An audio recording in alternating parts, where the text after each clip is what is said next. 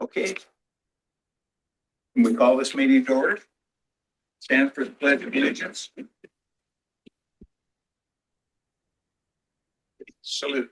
I pledge allegiance to the flag of the United States of America and to the republic for which it stands, one nation, under God, indivisible, with liberty and justice for all.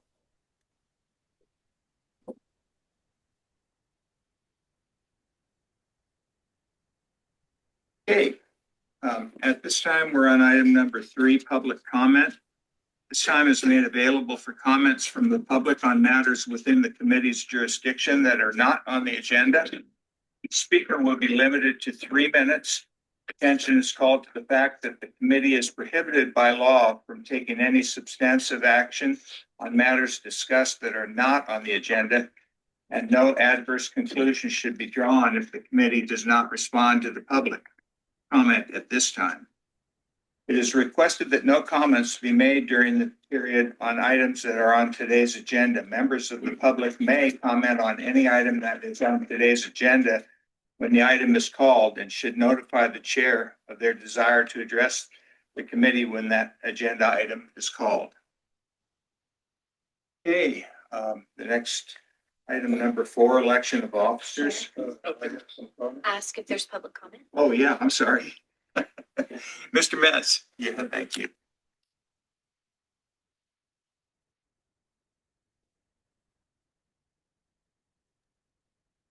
Excuse me, did we call the roll? No. Need Let's to call not roll. roll. Commissioner, sorry, not Commissioner. Committee Member Moreno? Here. Committee Member Garcia? Here. Committee Member Shaw? Aye. Committee Member Molina? Here. Committee Member Chapman is absent tonight. Vice Chair Gomes? Present. Chair Flanagan? Present. Chair, we have quorum. Go ahead, Dan. Thank you. My name is Dan Metz. I'm from Madera County. You may already know about the types of audits, but just to be sure that we're all on the same page, I'd like to briefly address audits, particularly as they relate to Measure T. There are 3 basic types of audits. There's the financial, compliance, and performance. The financial audit simply confirms that the numbers add up. Money in equals money out. The intent is to be able to say that the books fairly represent the financial position of the organization. This is the only type of audit that you currently review. Second type is compliance audits. They check whether rules and reporting requirements are followed, that the reports are issued on time, procedures and guidelines are followed for the purpose of accountability. But performance audits, the third type, are different. Unlike financial audits, which check accuracy of financial statements, performance audits focus on what is being done and if it is done well. They evaluate whether we're using resources effectively, efficiently, and whether we are working on the right projects. And that's for the purpose of achieving our goals. In short, are we getting the biggest bang for the buck? For example, a performance audit would address the question of whether the $12 to $16 million of Measure T money that was spent replacing the fine Gold Creek Bridge on Route 200 was the best use of funds. I have a handout. I'm not sure if I have enough. If I may approach, hand these out. Sandy, this is one for you, if you'd like that. And if you could just pass those down, Janice, thank you. This is simply an excerpt out of 2006 investment plan. According to that plan, performance audits fall under the reporting of the Citizens Oversight Committee. That you have in front of you is a portion of the 2006 plan addressing COC responsibilities. I highlighted the one portion where it says in part, the committee may receive, review, inspect, and recommend action on independent fiscal and performance audits related to the measure. Yet, as far as I can tell, in the 30 years Only financial audits have ever been conducted. There have been no performance audits. So the question is, why haven't we done any performance audits? Is there a good reason? When we look at the overall pavement condition index, Madera County ranks in the bottom 5 or so out of 58 counties in California in the poor category below 50 PCI. And that's the average. Some roads are above, some roads are below. After 30 years of a 0.5% sales tax, that should concern all of us. We should ask why. Are we choosing the right projects? Are we getting the best results for the money? A performance audit would help answer those questions. Mr. Chair, the 3 minute is up, so it's up Okay, to you. Yeah, would you like some more minute? I'd like to maybe 15 seconds more. Okay. Thank you. A performance audit would help answer those questions. In the interest of accountability and transparency, I urge this committee and the authority or the jurisdictions themselves to initiate a performance audit. Such an audit would go a long ways toward answering these questions. Thank you. Thank you, Mr. Metz. Anyone else? See any hands raised online? Could we just take a moment and discuss performance audits? Do you have any comment on? We need to be careful about how we respond because it's not an agendized item. Okay, If you want us to bring it back, the next meeting to talk more in detail about performance audit, we'd be happy to. yeah, let's do that. We could also bring it back at the next MCTA board meeting as well. Yeah, when is that? That is on April 22nd. Yeah. That could be something that could be brought up then as well to discuss in detail. Sure. So it is an option of the board. They're not necessarily required, Right. but it is an option to request a performance audit. Okay, yeah, would you let the board know that that was discussed and that this was brought up from public comments and there's concern? So, yeah, I will relay that message. okay, thank you. Nothing further on public comment. Okay, brings us up to number 4, election of officers. Sandy, how do you want to do this? We want to do the chair and then the vice chair? Do the chair. Did you want me to, I think you'd asked me to describe really quick, kind of the duties, just to remind everyone, basically the chair's responsibility is to conduct each of the meetings. They're responsible to meet with staff from time to time, primarily to review the agenda, suggest any agenda items, bring anything of concern to staff if needed. And that has happened from time to time as if there's been questions about things. If needed, also to represent the committee at one of our board meetings, our authority board meetings, if needed, to present an item as needed. And that hasn't happened very much, but it is a possibility. So as we transition then to the new Measure T, does the chair or vice chair have any special duties in that transition? So in the new committee, the new chair, so what will probably happen is the new chair will probably have a role in selecting the members of the new committee because per the plan, it says there has to be, for the selection committee, it's the COC chair, it's the finance officer at MCTC, and then another third person, a mutually agreeable person, who then reviews all the applications and makes their recommendations to select of the members, and then that the board either accepts those, approves those, or not. And so in the transition, because the new committee will not have a new chair yet, I would assume that the current COC chair, whenever that time comes here in the near future, will probably have a role in helping to select those new members. I just want to make it clear that they will be separate committees. This committee will exist for some time as needed until the measure ends. Now, Wonderful. Okay. Let's call this meeting back to order. if I may, Mr. Chair, just do a quick explanation. Apologize for we had a computer update that shut everything down, had to run, and so it looks like we're back up and running. We apologize for the short delay. No problem. Okay, we are on item 4 now, correct? Yes. Okay. Sandy, what would you suggest we go about the elections? We just take nominations for the chair and then the vice chair separately? Troy, were you able to explain that before we went off? Did you want, I mean, I was explaining a little bit about the duties and process. Did you want to continue that Continue that discussion. discussion? Yeah. So I think you're asking about the transitioning into the new one. And so that the current chair, whoever the chair is, for this year will probably have a role in the selection process for the new committee. There will be a new committee.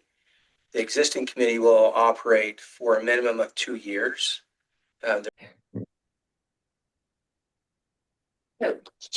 Troy, were you finished? Are we ready to move on? Apologize again. Hopefully that won't happen again. So I think, whoever is going to be the chair needs to keep that in mind in helping with the transition, but there will be 2 separate committees. And so there'll basically be a chair of this committee and a chair of the new committee. And the new committee will, when they meet, they'll set their own bylaws and elect their own chair, et cetera. And it's possible that members of this committee may be interested in applying for the new committee. That's something, that is at your disposal, whatever you choose to do. But this committee will operate for the current measure until the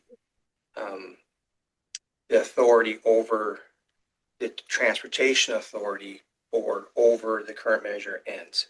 That's a minimum of 2 years after the sunset. It could be longer depending on projects, and we're working through legal right now through that with legal counsel. It's usually a minimum of 2 years. With our previous measure, Measure A ended at 2 years, partly because it was a clean. There was still money, but because how that measure was structured, it went straight to the local agencies. It was just for local agency projects, and so the money they had on hand just got divvied up to them, and then there was an agreement for them to spend the money on measure projects, and so the authority disbanded. And then when the Measure T passed, a new authority was put into place, and then the Citizens Oversight Committee. Because this new measure it's an extension of Measure T, but it's not an extension of the 2006 expenditure plan because it's a citizens initiative measure. It is a different measure. And so there will be a separate committee, a separate authority that will oversee that measure. And so hopefully that answered your questions. I can take any questions about that if there are any. So did I hear you say this committee then would disband in 2 more calendar years? And it will last a minimum of 2 years, maybe longer. We don't know yet. Okay. It's to be determined. Does that depend on how much of the Measure T money, this Measure T money is left? It's dependent on the regional projects that are still in play. Got it. Okay. Right. Because they'll still have a role, because there'll still be expenditures. There won't necessarily new revenues coming in, but there'll still be expenditures. And so the Oversight Committee will still have a role in overviewing those because there'll still be audits, et cetera, until it's done. See, Mr. Metz. May I ask a question? The 2-year overlap, where does it say that? Is there not a resolution or something that would be required to make that happen? I'm not familiar with any overlap. So It makes sense, but just curious. So the PUC code says that when a measure sunsets, that the authority will operate for a minimum of 2 years or up to 2 years. I mean, it could disband earlier if needed, but we anticipate for the minimum of 2 years. And then because there'll be an overlap, we don't necessarily see it as an overlap in the sense of they're 2 separate issues, they're 2 separate measures. And so there'll be a committee for the 2006 measure, and there'll be a committee for the renewal measure that was passed in 2024. Okay. Interesting. We'll be around a little longer than I thought. Okay, so let's get into the election then of officers. Do we have a nomination for chair? I nominate you, Terry. Okay, nominations? Any other nominations? He's got his hand up. Nurse, you're on mute. Who was nominated? Terry. I was nominated, Russ. Oh, I would certainly second that. Thank you. Any other nominations for chair?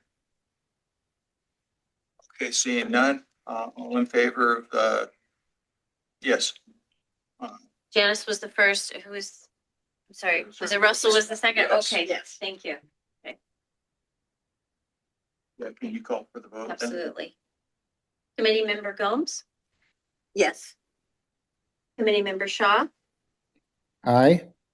committee member Molina, Yes. committee member Garcia, Yes. committee member Moreno, Yes. Chair Flanagan. Yes. Thank you. Okay. Now for vice chair, any nominations for vice chair? Current vice chair is Janice. I'd like to nominate Janice. Okay with that. Any other nominations? Okay, We do need a second for that. second. Joe, Second. Okay, ready for the vote? Committee member, start here, committee member Molina, Yes. committee member Shaw, Aye. committee member Garcia, Yes. committee member Moreno, Yes. vice chair Gomes, Yes. Chair Flanagan. yes. Thank you, motion carries. Okay. That brings us up to number 5, approval of minutes, September 24, 2025. Has everyone had an opportunity to look over the minutes? All right, do we have a motion to approve? Move to approve. Second, I'll second. all in favor? Yeah. Aye. Hero, yeah. Roll. Vice Chair Gomes, Yes. committee member Molina, Yes. committee member Shaw, Aye. committee member Garcia, Aye. committee member Moreno. Aye. Chair Flanagan. Aye. Thank you, motion carries. All right, local agency update. Measure T local agency project, City of Chowchilla. We're gonna have the city of Madera go first. Okay.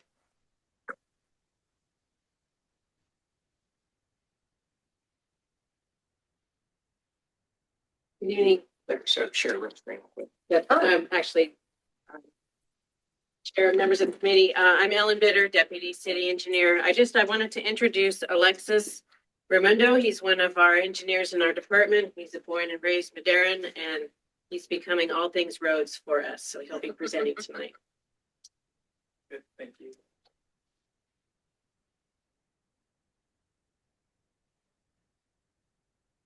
Hello, good evening.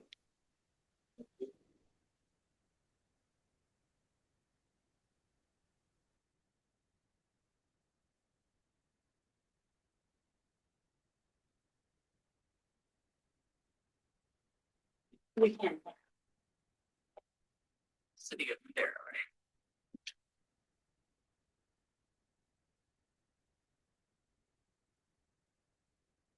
Good evening, board members. This is for the 2026-2027 Measure T update. That's the date, March 25th, 2026.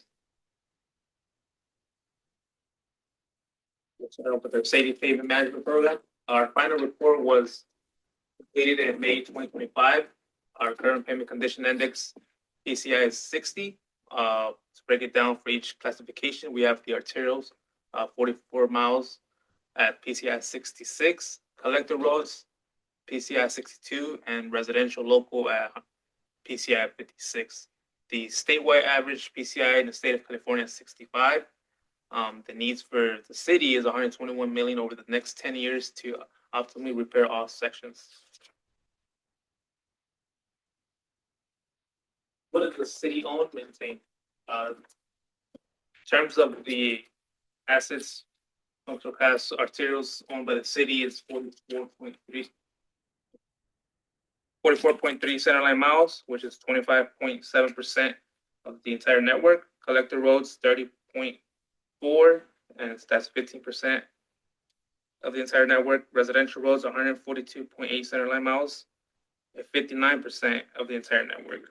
The asset value is 214.9 million. Can I ask a question? Yes. Well, you have, Caltrans does Yosemite Avenue, right? Correct. Now 145. Yes. Is it possible to list Caltrans? It's not your responsibility, but so that people would understand that. Yes, definitely. Yeah, we can do that actually. Yes. So actually, with the current street condition map, as you can see, the state 145 in Gateway, all the way from the whole 145 to the city limits is owned by Caltrans. It's not within the city limits. Well, the city does not maintain those roads. Caltrans does. But this is a map of our current street condition that was recently pulled a couple of days ago. Actually, give a little more info. The color blue would be very good, and then we have the next, which would be good, and then as the table goes, it just gets the yellow, fair, then poor, and the red would be failed condition. Payment needs and budgetary analysis. So a 10-year budget needs estimated at 120.7 million. The budget is to optimally repair all payment sections to increase the PCI to 73. Budget analysis scenario, the current funding level, 4 million per year. That is split into 70% for arterials collectors and 30% for residentials. The other current funding level, the scenario that was given was a 40% for arterials and collectors and 60% for residentials. The third scenario was to maintain the arterials collectors at 65 and improve residential's PCI to 60. And the last scenario was improving the network PCI to 65. The city went with the first scenario, which is the current funding level at 4 million per year, splitting the fundings towards 70% for arterials and collectors and 30% for residentials.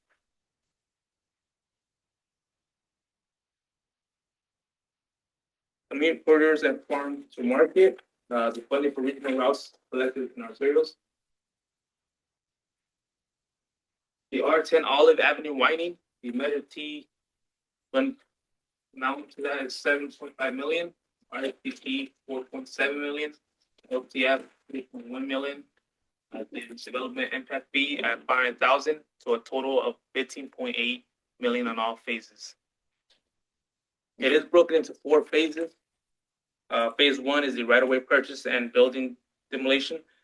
Phase 2, PG&E undergrounding nearing completion. AT&T completes the Union Pacific Railroad approved new meter pedestal for Signal House. The phase 3 will be the Olive and Knox widening, including new traffic signal near completion. And phase 4 will be the Union Pacific Railroad crossing and Olive widening.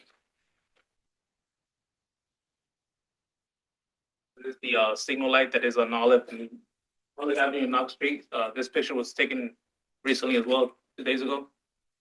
That is a traffic signal that is functionally turning on and working. R87 is the Almond Pine Stadium traffic study. The amount for that measure is $83,950. The traffic study to analyze the impacts of construction and extension of Almond Avenue from Pine Street to Stadium for the following segments. Stadium Road from Pecan Avenue to Olive Avenue. Pecan Avenue from Stadium Road to Pine Street. Pine Street from Pecan to Olive Avenue. The consultant has sent out the draft study for review. Final study is nearing completion. Then we have our TS32 D Street South South Street traffic signal. For the amount for measure T is $74,758. Our CMAC source is $308,992. LTF $229,500. Traffic signal project designed to improve traffic flow and congested 4-way stop sign. Project will start in 2026 and be completed by 2027. There is a lead time on materials, but it would get started this year.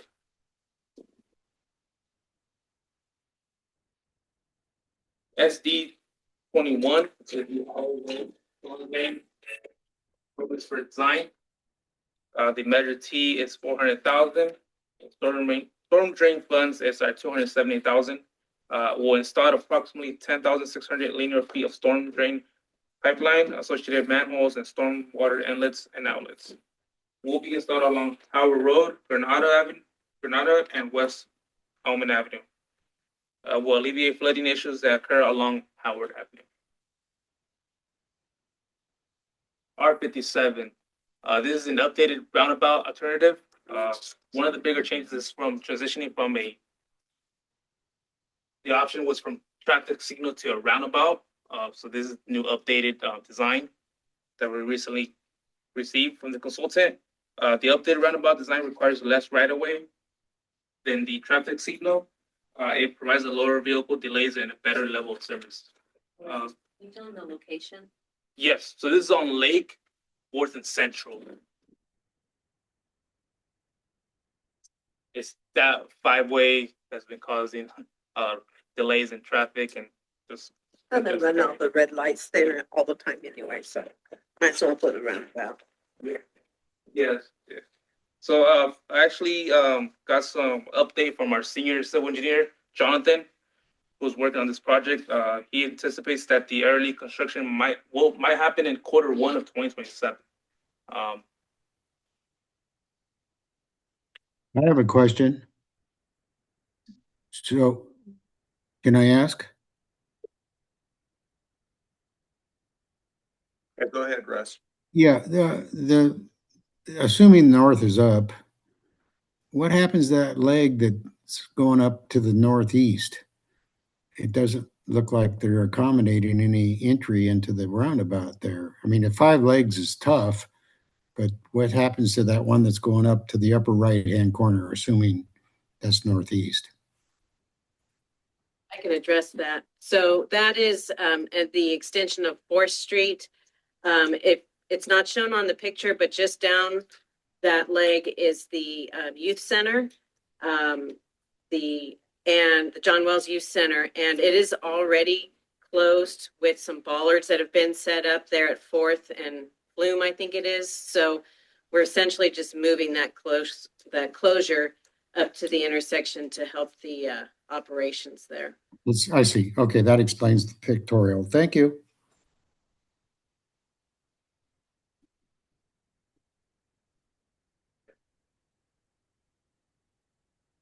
For the 3R projects, resurfacing, restoration, and rehabilitation projects, to rehabilitate streets were paused until the survey of all city streets was complete. Was the data from the PMP in hand, projects will resume and modifications to projects will be made as needed based on the street PCI rating.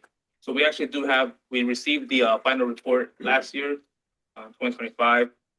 We also received the updated Street Saver, which is the new software that the city's implementing to use for the streets to resurface and keep up with our PCI, our pavement condition index. R79, the armory seals and overlays. The funding for Measure T amount is $1,075,000. Armory, $1,185,000. This will include new ADA ramps with truncated domes, roadway cape seals applications, microsurface scenes, and reclamite applications throughout the locations. Project is in design and will be in construction in the summer of 2026 with R99, which we'll talk about next. R81 City Streets 3R and ADA project. Measure T is at funds is 750,000. LPP 334,000, and the CRISA funds is at 303,000. Is a 2.5 lane miles of resurfaced roadway. Project will begin April 1st. Actually, I have an update on that. It will begin April 3rd, which is next Friday coming up. Starting on a Friday? Yeah, starting on a Friday. The reason why is because they want to start on Schnorr, which is this area. It's the school. We have the school nearby, and it causes a lot of traffic, so they want to get it done in that one day, and then they'll continue throughout the other locations. But it will start next week. Unless they're on vacation. So on the funding, You have Measure T. What is LPP and CRRSAA? The OPP is the local partnership program Okay. funding, and the CRISA, which is the CRRSAA, is the COVID relief. I didn't remember this one. The COVID relief program funding that was back in 2020 from the state. Could you explain what the LPP is? It's a local partnership. What's that mean? Oh, okay. Local partnership program is part of the SB1 funds. So SB1 was passed in 2017, and it added an excise tax to the price of gasoline. And part of one of those programs that it funds is this local partnership program. We are eligible to receive those funds because we have Measure T. And so the requirement is a 50-50. And so they put in, we get, there's two parts of it. There's a formula. So we get money every year, and we divvy it up to the 3 jurisdictions based upon population. And then there's a competitive portion that we can apply for. We have applied and received money out of the competitive program for the Oakhurst Midtown Connector project. We have applied for the State Route 203 projects, which we'll talk a little bit later under the Chowchilla presentation. We haven't been successful yet, but we're going to keep applying for those funds. And because we have Measure T is the only reason why we can access those funds. Excellent. Thank you, Charlie.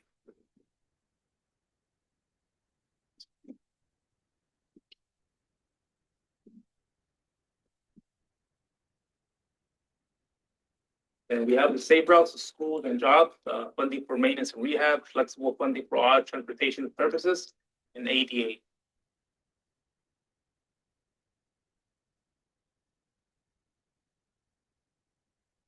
The R80 Armor seals and overlays, also with Measure T, $1 million. The Armor with $1,050,000. Approximately 2.9 lane miles of resurfaced roadways. Project is in design and will be in construction in 2027.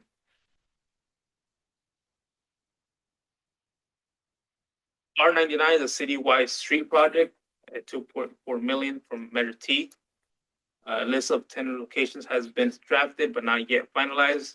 It is in design currently now and will be in construction of summer of 2026 with R77. So it'll be 2 projects combined that will be out this summer.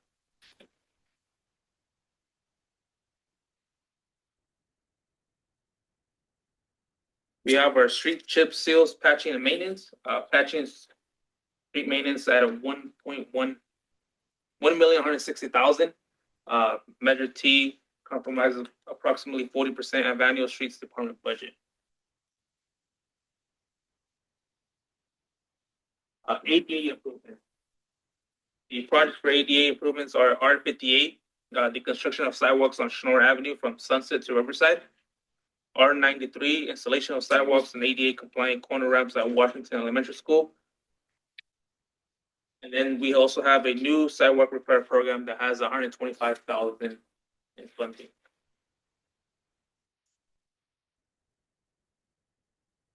Environmental enhancement.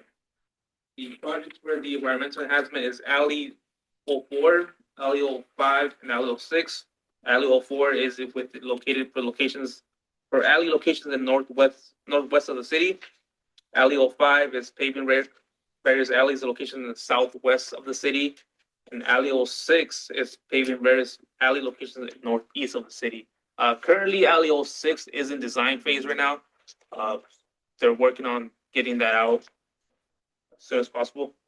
The R58 Schnorr Avenue from Sunset to Riverside. The R93 sidewalk and ADA compliant corner ramps near Washington Elementary School. And the R106 Pine Street sidewalks.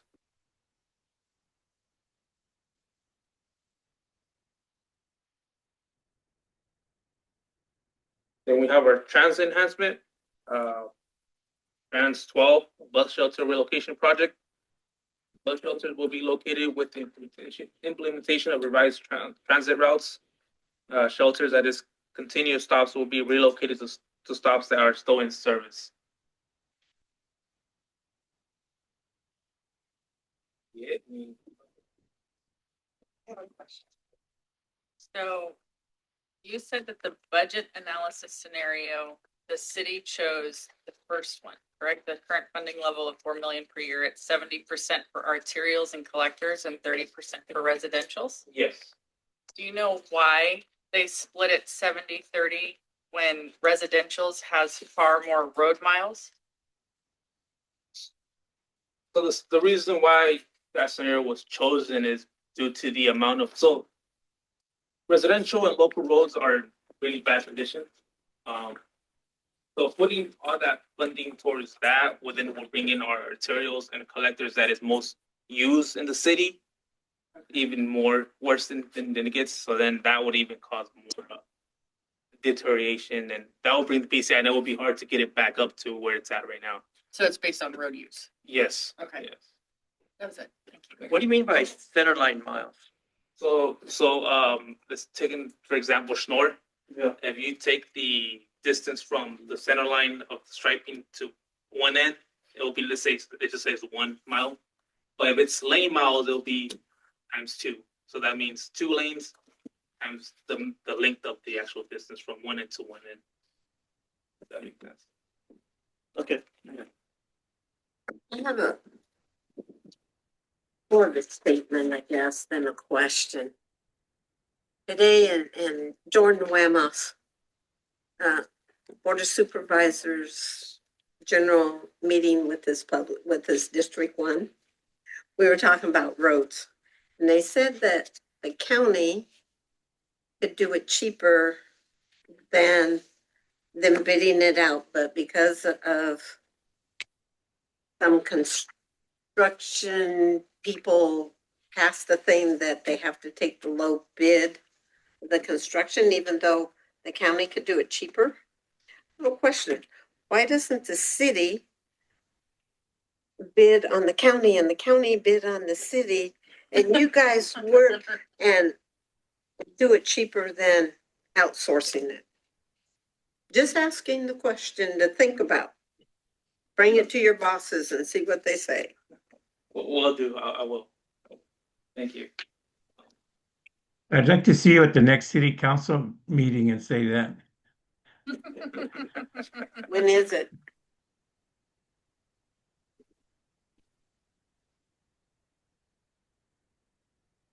Okay, any further questions? Thank you very much. I do have a question. When you outsource it, is that Davis-Bacon Act wages or is it not? Was for federal, right? Yeah. So the Davis-Bacon Act wages are used for federal projects. Most of these either are local or state projects, and the Davis Act wages do not apply. So therefore, it seems like the outsourcing would be cheaper than the county or the city, would it not?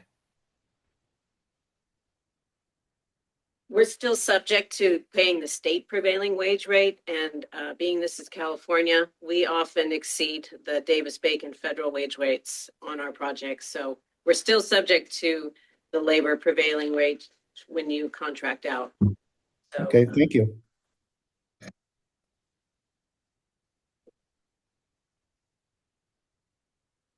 Okay, thank you. So next, Sandy. City of Chowchilla.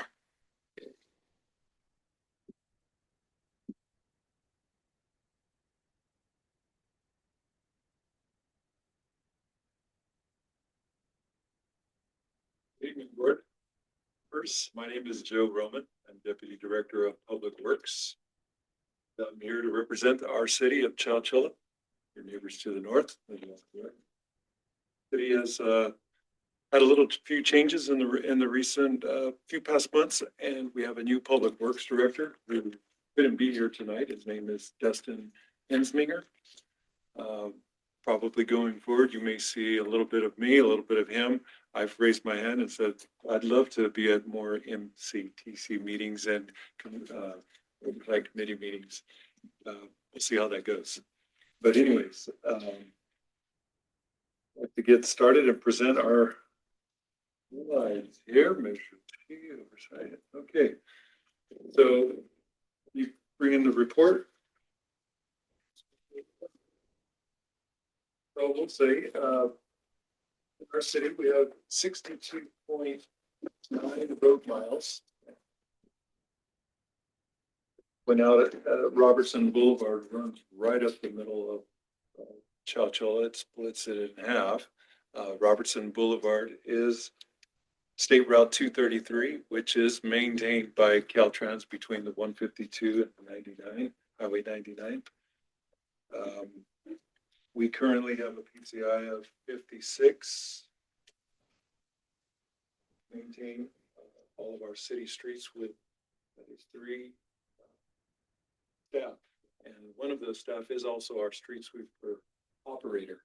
So we do the best we can either, and we've done the best we can with what we have. We've done so much so far with so little, we can now do anything with absolutely nothing. Anyways. So, and as you can see, we do have a plan with all of the scale from the best roads to the worst conditions and streets within our community. I know back in 2012, 2013, we had some annexations. So hopefully if there's any future annexations, we may be able to get that number 3 staff up to 4. So that's what I'm looking forward to. I left a couple of the past projects here in this presentation, and I know they were discussed probably at the last meetings, but I did wanted to just share a few things about these projects. There's a lot of times where I may not have a lot of the answers to some of the questions, but I will find them and get them to you and report back. But one thing I must say, I have been out on a lot of these projects, so I'm kind of familiar with what was going on. And the Fuller Neighborhood Pedestrian Improvement Project and the Wilson School Pedestrian Improvement Project, 5th Street Curve Road 16 project, and the Mobile Road Rehabilitation Project. They were all past projects, and I want to say now they're probably 2, maybe a year and a half old. But being out there and seeing the issues, Measure T has provided that extra help. And I'm going to point out the Humboldt project, which runs along the high school between 3rd and 15th Street. And you can see on the bottom left picture, you have the track of the football field. This project was a storm drain project, which so let me start here. The city of Chowchilla's original down city map from 1st to 15th Street, all of our storm drain is above ground. There is no underground pipe. So we're not out at 2 a.m. trying to unplug pipe during these rainstorms, good or bad, regardless. None of our pipes never get plugged up because we don't have any. So what we did here with this project, we did have some areas that standing water, and of course, standing water is asphalt, worst enemy. So we put in a storm drain main from 15th Street all the way to 3rd Street, which we would end right at the Catholic Church. With that storm drain, we were able to now capture all of that standing water. So there are no 2x12s acting as a bridge for residents across the street from the high school, climbing over that river, so to say, to get into their cars. Now we're able to capture, there is no water on that street. And the Measure T funding helped us repave the whole street and stripe and put our crosswalks and enhance that whole corridor basically in front of the high school. So we have a safer route to school for the pedestrians, our school kids. So this really helped, and I wanted to point that out. I don't know if that part was explained, but I wanted to make sure it is explained. And we receive a lot of feedback in the community about how happy they were that they didn't have to pull the 2x12 out and cross over a river that's running down the gutter. So we do have a few more projects planned in the future that are those will be storm drain projects, but that will help these older part of the town, of the city. Let's see. Roundabout environmental phase, that's already been completed. That's still in progress, and we'll talk more about that here in a few more slides. The Avenue 24.5 rehabilitation project. This is the picture on the bottom right. This runs right in front of our wastewater treatment facility. There is a stop sign where I'm standing at, and that's Road 16, which comes from the 152 and the county did a project there all the way into the city limits. And then we did a cooperative project with the county and went all the way into the city limits in front of the Chowchilla Madera County Fairgrounds.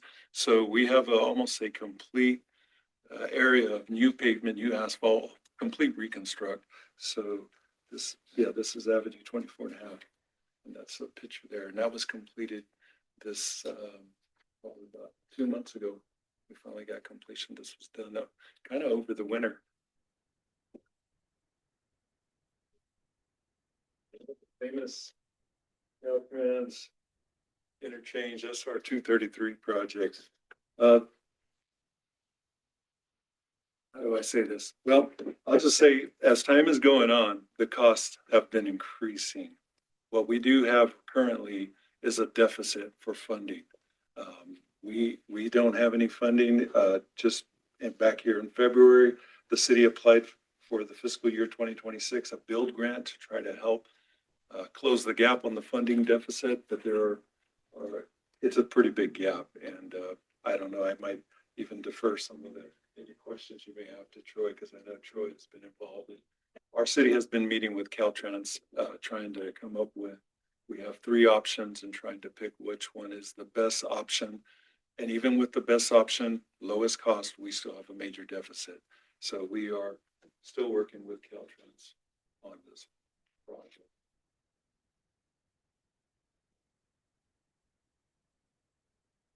So it was, I know, I'll mention it. This is going to either have one bridge with some enhancements, or there was a plan to an option to have 2 bridges, one in each direction.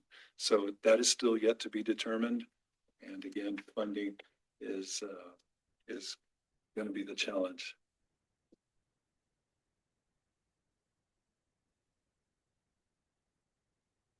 So this is our plan for the year in dollars, and as you can see, it's not a lot of money. It's less than the same as last year. But with that being said, Measure T is a critical part for all of our projects to be completed, and it's an important component of project funding.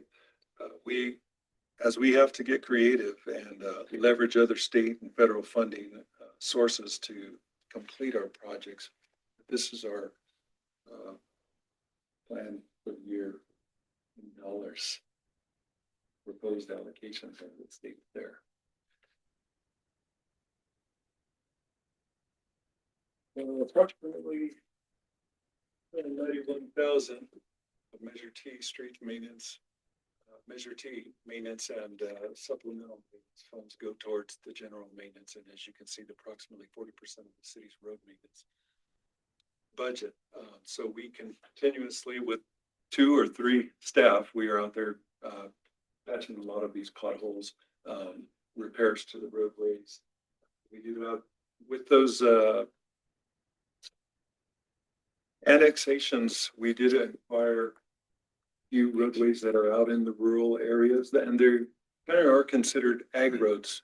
We do, when we're out there patching those potholes, I'm sure a lot of drivers will say, hey, why don't you get back into town? Well, we are into town. This is the city limits. If you have an issue, please report it. And so the way our process, everybody reports through, whether that's calling in or on the city's website, reports potholes. But our city limits have expanded, and sometimes the public just doesn't have any knowledge of that. Wanting us back in front of their house instead of out some of the rural roads that are in the city limits. This is the Clean California project. I know it was mentioned in the past, but a few years ago, the state had some excess money and they created a Clean California program for agencies to apply for improvements, beautifications, and safety enhancements. Beautification. This is, as you can see there, to beautify and enhance the median, the Robertson Boulevard, which is a state Route 233. And on this project, we had to work with Caltrans, encroachment permits, inspections, and we had to meet be in compliance with all of their specifications as well, which kind of caused a few delays, but the projects did move forward. ADA access, curb ramps, rapid flashing beacons. So in our crosswalks and some of our intersections where the school crossings are, and in that picture right in the middle there, you see the school corner.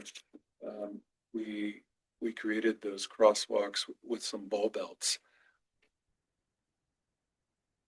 And this was awarded to Granite Construction.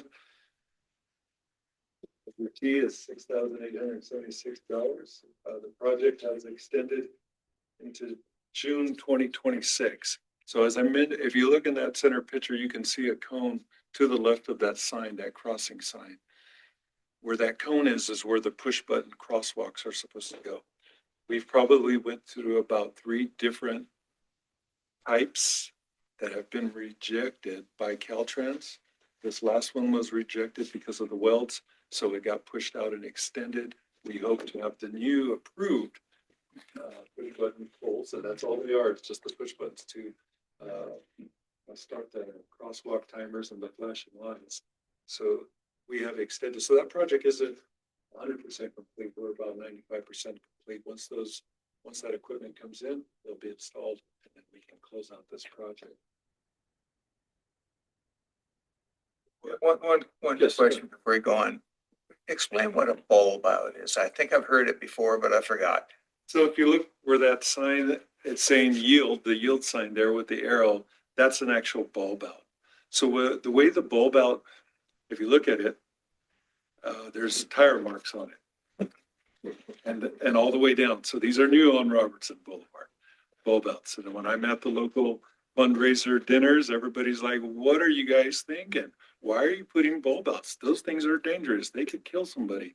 So the bulb outs are to enhance pedestrian crossing. My response was, well, don't drive where cars would park, because that's where a car would park. That's not your path of travel. It's going to get some time to get used to them being there. But what this does is, prior to these bulb outs, and if you look at the crosswalk sign, the pedestrian crossing sign, students used to cross kind of right where that sign is at. That's where they started their crossing. Now that bulb out gets them further out into Robertson Boulevard. If cars were parked there, you can see them. You have a more visual to the driver of vehicles going there. So they start their crossing a little bit out into the roadway, so to say, and that's where the push buttons will be versus starting at the corner. So this is to enhance visual for the drivers, and you're able to see those pedestrians because now they're a little further out.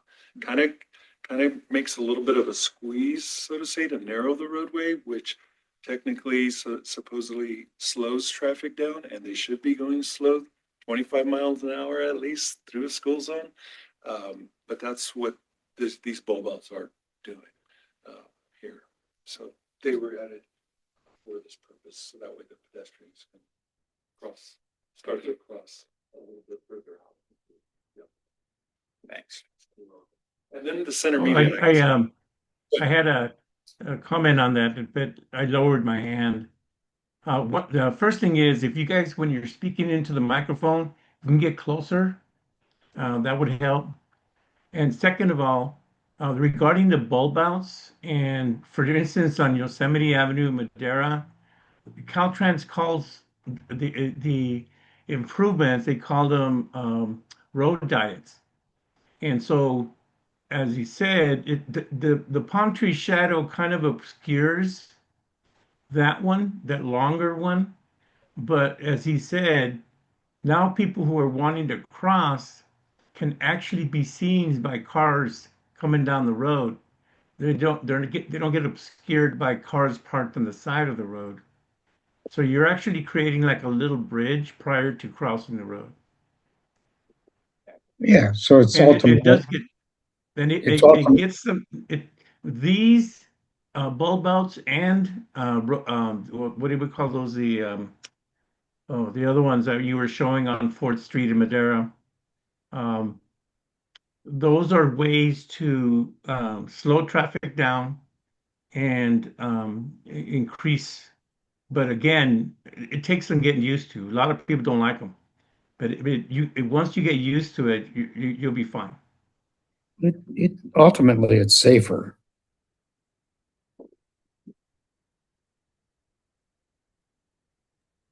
Yeah, because what we had on Yosemite Avenue, they treated like a freeway, and creating a road diet, it'll slow down traffic, make it more pedestrian friendly. Because we certainly don't need, people, driving as crazy as they do nowadays, through these. And I'm pretty sure that's what's happening in Chowchilla, right? That is correct. And last, you can see the median with the stamped concrete, some rock, and then this Chowchilla sign.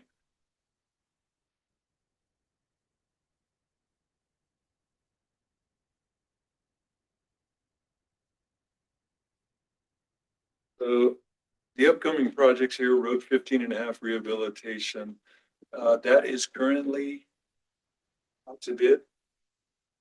And so that is, we should be closing bids here the first couple of weeks here in April. But what that will do now, we have Road 16 that we just talked about, Avenue 24, which is right in front of the treatment plant on the top left picture. And now 15, which is 15.5, going back into the town, to the city. That whole square will be complete with new asphalt striping and signage. So that kind of Measure T has been helping to really, that's an improved all the roads there.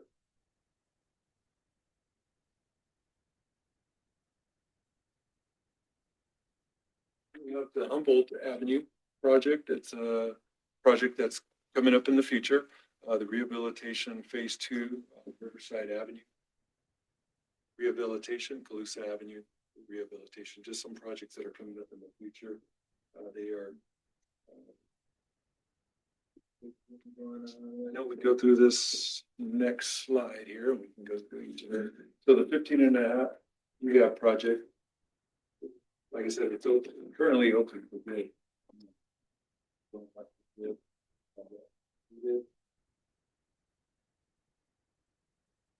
The Humboldt rehab phase 2 project. As you can see here, it states it's in design, but it's very early. This project construction is 27-28, so this is a projected future. We have the Riverside Avenue project, which is another. This is also 27.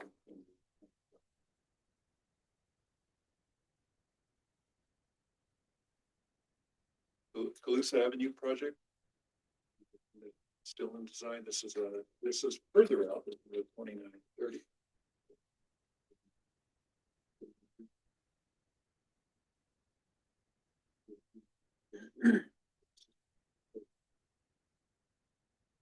Is all I have. If you have any questions. What's the history behind the palm trees up and down Robertson Boulevard? Those are from what I've heard and what I've been told. Now, I've been with the city now. I'll have 35 years there with the city come July. Is that those were planted by Mr. Robertson, Oral Robertson, who is basically the founder, the pioneer of Chowchilla, and he's the one that planted those. There are some pictures over at City Hall when they're still in dirt, and Chowchilla Boulevard is dirt road. So that's pretty much the history of it. And those are maintained by Caltrans. Caltrans maintains them. Not too long ago, Caltrans didn't have the vehicles or the equipment, and they said, "Hey, can you city maintain them?" Well, we don't have vehicles and maintenance too, so we contract that out. Caltrans reimburses the city pays that. So those palm trees get trimmed every year in October. We keep the weight off of those trees, and then you don't have the palm fronds falling during those winter storms and winds. So we keep them trimmed every year. Does that like start at like this ranch or something like that? Or where does that start? It goes from the 99 all the way out to that's Avenue 18.5 where Robertson Boulevard ends. And they go, well, maybe not that far. They may not end out there, but it's almost out that way. yes, they go all the way out there. Bulls Farming used to do some of that stuff also, plant the trees, so it was the thing back in the day. I heard he I don't know if it's true or not. I just heard that he planted them so that his wife wouldn't get lost going into town or something like that. So get a straight shot. Sounds good. Okay. That's what I heard. I heard that from a fisherman who lied. So I don't know. If Madera County did a great job with their drone and did the videos of the cattle drive, it makes a great view down that corridor. Sure. It's really nice. So at our 69th annual cattle drive, there was a couple of weeks back. So anyways, yes. Any other questions? Thank you, sir. It was a good presentation. What is your name? I'm sorry. Roman, Joe Roman, Roman. ROMAN. Good job, Joe. Thank you. I will say, I'm rooting for you on that turnoff from 99 to Robertson Boulevard, because I was out there in February in the fog, or January in the fog, and it's hard. You can't turn left. Even without the fog. Yes, even without the fog. Better go right and make a U-turn in the parking lot. They put a temporary light out there for a while. We would think that they would definitely would. Unfortunately, it hasn't happened yet. But I will like to say, Maybe we need to hit them up at the board meetings when Caltrans sits at the end. yeah, we can do that. When is that meeting? April 22nd. What time? Yeah. 3 p.m. in the afternoon? Yeah. See what I can do. Since our former director has been gone, it's been about 4 months now, maybe November. I would like to say myself jumping into this, maybe being thrown into this. The working with CTC, the whole team has been great, all the staff. So, and they've made my job easier. Not that it's easy, but just to kind of understand and get some understanding. So that may be why I raised my hand to continue on with the meeting. And Yeah, Joe, after 35 years with the city, I don't think there's a job you can't do. Thank you. There's one out there. Thank you.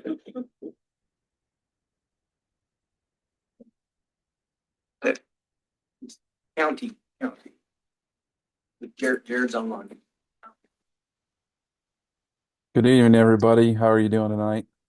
Good, Jared. Good to see you all. Sorry I couldn't be there in person. I have some stuff going on at my house here that I had to be here for, so appreciate you accommodating me for this. So I'm gonna go ahead and share my screen and jump right into the county presentation. And I will probably shut my video off just to help limit technical difficulties. So let's see here.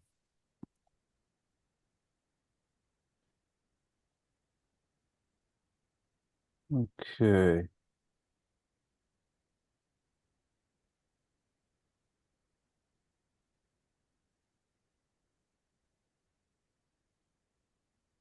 Share my sound too. Okay. Hopefully everybody can see that, all right? All right, so presentation for the Oversight Committee. So probably gonna see a lot of familiarity of this from the previous presentation back in September. I know that's what, about 6 months or so ago, but we'd like to keep up the reputation about local government or government projects and how they don't move fast. So at any rate, so these are a bunch of the projects that you've probably seen before. Some of those we won awards for. Um, there's a few there in the mountain area, along with some valley projects. But really, I think the biggest message, and you've heard it said by the other agencies, is that this Measure T is helping with the ability to do a lot of work that we otherwise wouldn't be able to get accomplished from just the limited funds that were available through gas tax. So on our commute corridors, again, this is our 25-26 annual plan that we're still working through. Most of these projects are still in process, with the exception of the full depth reclamation project there. That project is actually complete, as you can see there. We did complete that project, which included all of these locations here, two sections on Road 23 out on the west side of the valley, Avenue 12. We finished a gap that was between the high-speed rail project that was completed and Road 36 there in the Madera Ranchos. And then on Avenue 15, we did from Road 28, which is essentially the city limit, out to Road 29. The section beyond there was done several years ago. And then we're working on the next segment, which is from 36 out to 41. And I'll talk about that in just a second. On the Safe Routes to School and Job, this is the project I mentioned, Avenue 15 rehab from Road 36 to 41. We're looking at putting about $5 million worth of Measure T on that project. And you can see here that we're in progress. We are targeting to get that into construction this summer. That is one of our major east-west corridors with a rather high ADT or traffic volume, and it is a major arterial. On the Safe Routes to Schools and Jobs section, primarily this goes to like our normal patching and routine maintenance. I do know that I just actually talked to our maintenance and operations deputy director, and they've got about 11 miles that they're looking at doing chip seals on, which is a type of pavement preservation treatment. And they're looking to hopefully get that going this summer as well. On the flexible program, I think we've shared before, that all gets impounded and goes towards the regional projects, which you'll probably hear about next from Troy. And then we have some ADA funding that we use as match for projects that include ADA type facilities like sidewalks. Not a large annual apportionment of that or allocation of that money, so it takes a while to build up. On the transit enhancement side, we primarily have been focusing all that money on our transit service, more specifically transitioning and preparing for the California Air Resource Board regulations. And what that is it basically requires electrification of your bus fleet so by 2040. So the project that's been in process, and I shared about it last time, but here's some updated pictures. This is at the Almond Yard facility there in the city, where we have our road maintenance yard, but we also run the transit fleet out of that yard too. And so installation of a bus wash system to help maintain the buses, and then also the solar canopies and electric bus charging stations. So that currently is in process, and the target completion is this summer to have all those chargers activated and online for use. In addition to that, there has been money, part of the money has been used to purchase electric buses. So the county has purchased 3 new zero emission buses. And this is the Air Resource Board regulation that I was mentioning. It's called the Innovative Clean Transit Regulations, and it was adopted or put out in December 2018. And essentially, again, it sets a zero emission bus target of 2040 to have all transit fleets converted to zero emission vehicles. So as I mentioned, we have 3 that we've purchased, which represents about 18% of our bus fleet as it sits today. That table there is a little confusing, but to kind of explain it, what that is essentially uh, uh, along with the target to have the full fleet at zero emission by 2040, um, there are certain time frames set for limitations on purchasing the zero emissions vehicles. So we are a small transit agency. And so if you look at the far right column, essentially what it's showing is that in 2026, 25% of any purchases of new vehicles have to be electric. And so in 27, same thing, 25, same thing, 25% in 2028. And so by 2029, any new bus that we buy for our fleet has to be an electric bus. We can't buy gas powered vehicles. Um, so there's a picture of the bus that one of the buses, one of the three that we purchased. They have a range of about 105 miles, which isn't great. Um, and so um, part of what we're having to strategize for the county, because we are stretched out so far and so up in the mountain area as well, is figuring out where we can position charging stations to accommodate some of the limitations. Um, just like with regular electric vehicles, over time, the technology will get better. They'll be able to go farther on a charge. But for now, they are kind of limited in their range. So for the most part, the electric buses for now will operate in the valley area, where it's a little more flat and less draw on the charge. Um, so this bus here accommodates 14 passengers total, includes 12 regular riders and then two wheelchair handicap 88 passengers. Charge time, you can see there, that's one of the other factors that's really a challenge in trying to figure out the conversion of the fleet is how long it takes to charge.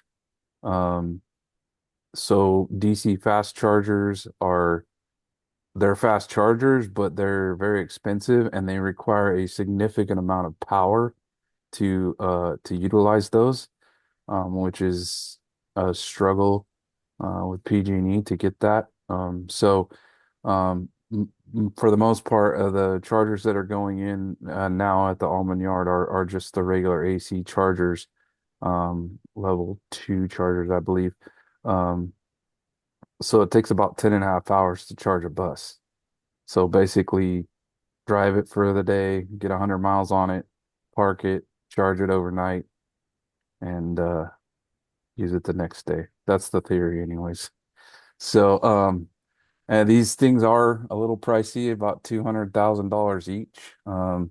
So that's the other challenge is the cost of those. And again, hopefully as technology develops and these become more available, they will go down in price. Although I was talking to our transit program manager, and they said that right now they're actually going up in price because the stock is so limited, and everybody needs them to comply. So it's kind of I guess a seller's market, if you will, when it comes to these things. Um, so moving on, our May I, environmental. Oh Jared? yeah, sure. Um, have they thought about putting some charging stations in eastern Madera County at the sheriff fire station facility? I think the infrastructure for PG&E might be there.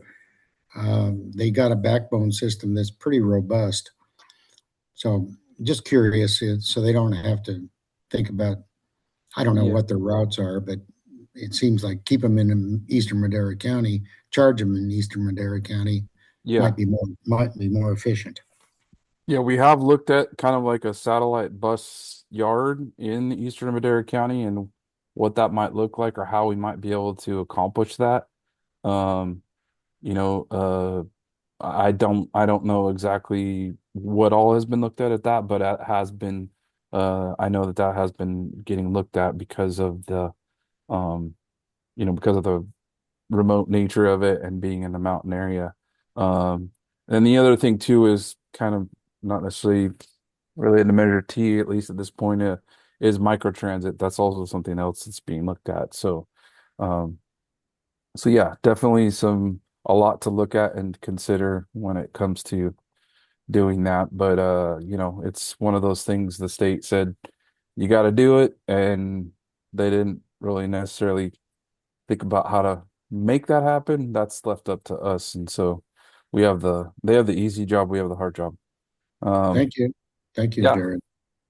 Darren. So on environmental enhancement program, we had two projects that we were working on for that for shoulder paving projects. The 2021 section group of projects was completed, and I think I mentioned that last presentation.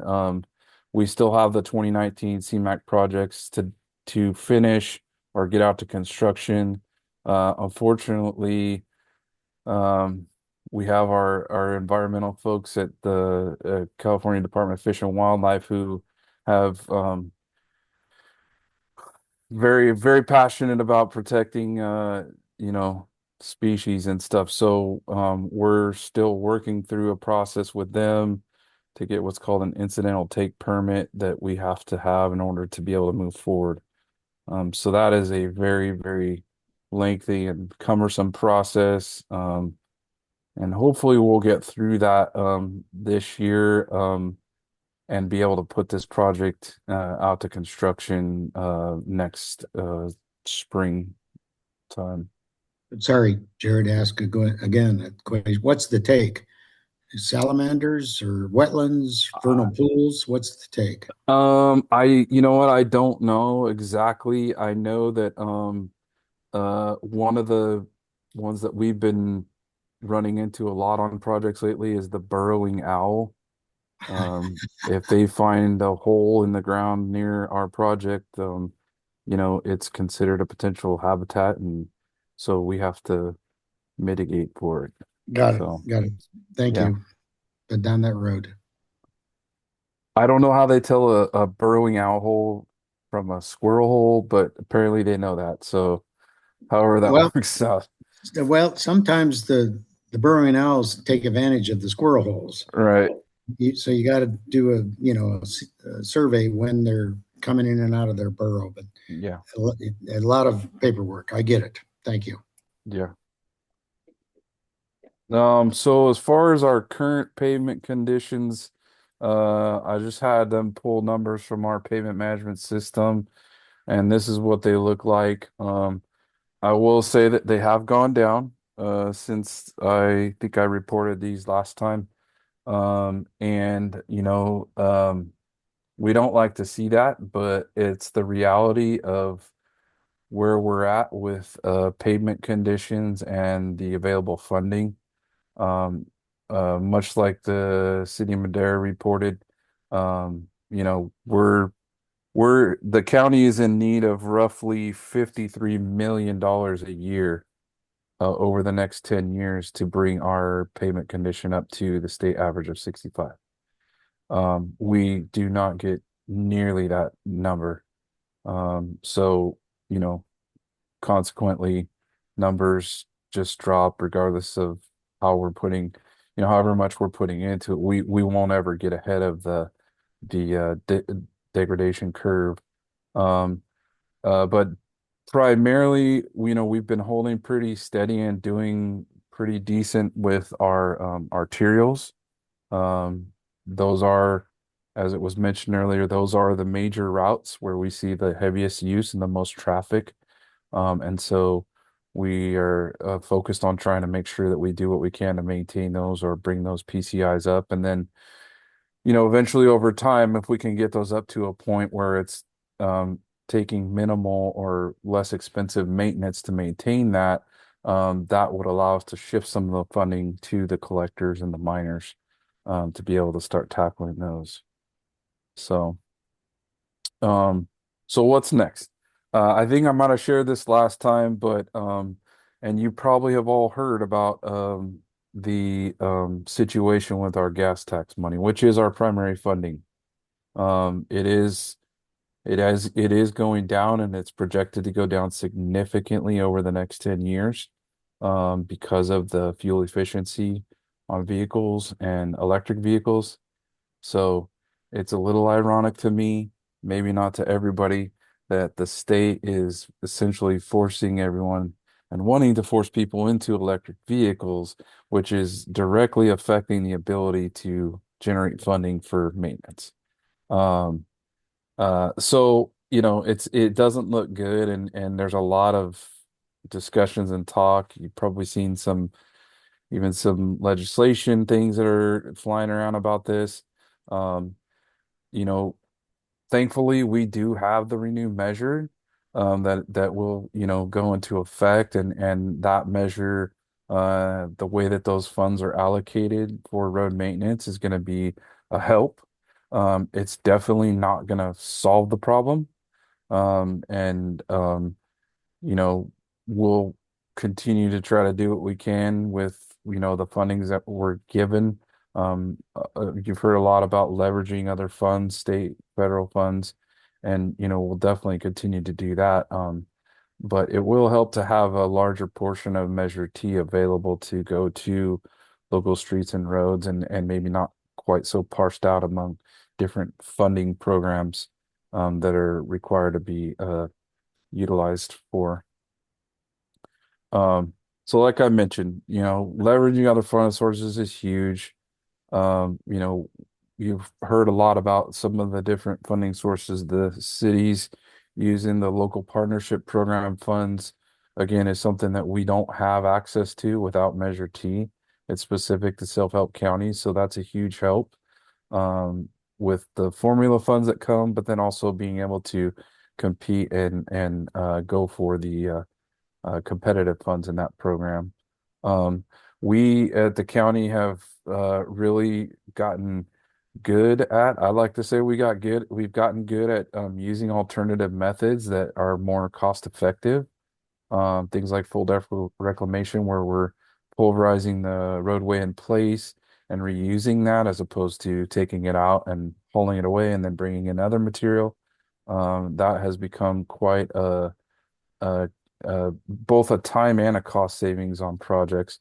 Um, and then um, the last thing I had here was the California road charge. So again, you probably heard some stuff about this, the state and what they've been looking at as far as alternatives to funding road maintenance, given the fact that it's that revenue source is going to decline significantly over the next several years with like I said, with the fuel efficient vehicles and electric vehicles. And so there's a lot of stuff being explored. There's been several different pilot programs that have been looked at in terms of how that might work.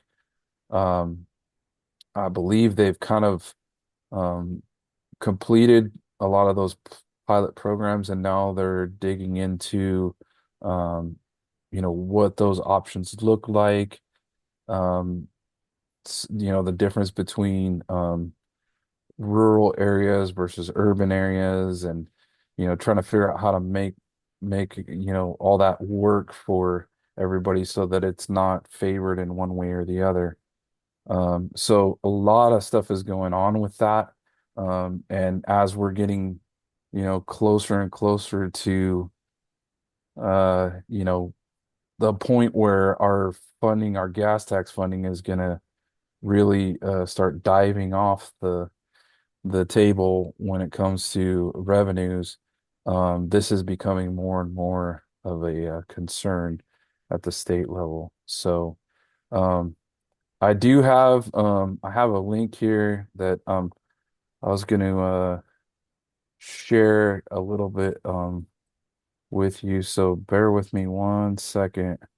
Um, see if I can. Um,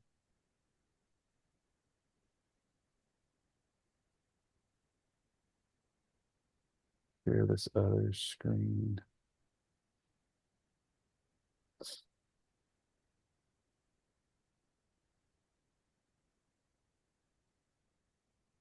Okay. Can you all see that? It looks like a black screen right now. It's blown up. Okay. So I wanted to play, this is from the, actually the road, there's a website, the California Road Charge website. A lot of good information there about what's happening with this road user charge and the road charge program, the different studies they're doing.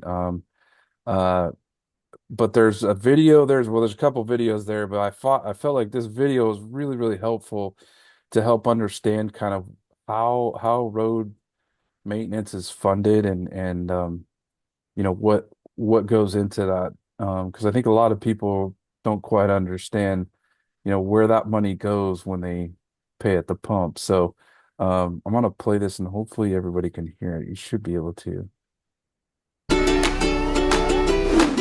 Hey, California, do you know how your transportation system is funded? The largest amount of funding comes from the gas tax.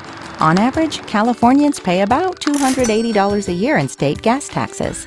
You pay them right at the pump every time you fill up. This money helps keep local roads and state highways in good repair. There's also a sales tax on diesel fuel that supports our local light rail, bus, and rail systems. And some counties use a local sales tax to invest in roads and transit, or bridge tolls to fund their maintenance. On occasion, California passes transportation bonds to fund needed projects.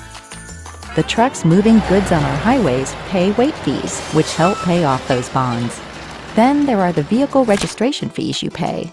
While most of that money supports the CHP and DMV, some of it also goes to road repair. And finally, special projects are paid for by a combination of funding sources. And that's transportation funding in a nutshell. But with our transportation options rapidly changing, we need to rethink transportation funding and make sure it's fair, transparent, and sustainable.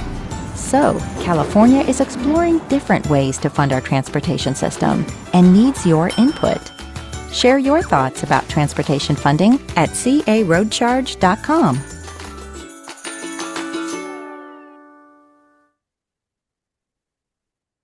All right. Hopefully everybody could hear that okay. Yep. All right. So yeah, I just I felt like it was important to bring that up because I know, as you know, as oversight committee members, you kind of focus on you know, the Measure T stuff, but it fits into a much larger picture of the funding for transportation, which is, you know, changing and looking to be changing significantly in, I would say, the near future. When you think about the fact that a lot of our projects take years to, you know, come to fruition from the time they're initiated till when they're actually into construction, that time frame it costs money. Things get more expensive. And so if your funding sources are going down or dwindling off and your costs of your projects are going up, you know, that doesn't really align up good to how to get stuff done. So, you know, again, having a local sales tax measure is a huge thing for the county and really the cities and everybody, to having a little more control over some of the funding that we have available, and can put towards our systems. So that's all I got for the presentation. I don't know if you have any questions for me. Happy to try to answer them. Good job. And, Mr. Metz is stepping up to the microphone. Great job, Jared. I have a question for you about a few slides back. You had, I think, overtaking. And one of the projects was Road 209 for something like $600,000 to $700,000. And that's labeled as 2019 BMA, I think it was. How long has that project been around? And is that just a current year project? And secondly, if I remember right, 209 is sort of like a road that goes to nowhere.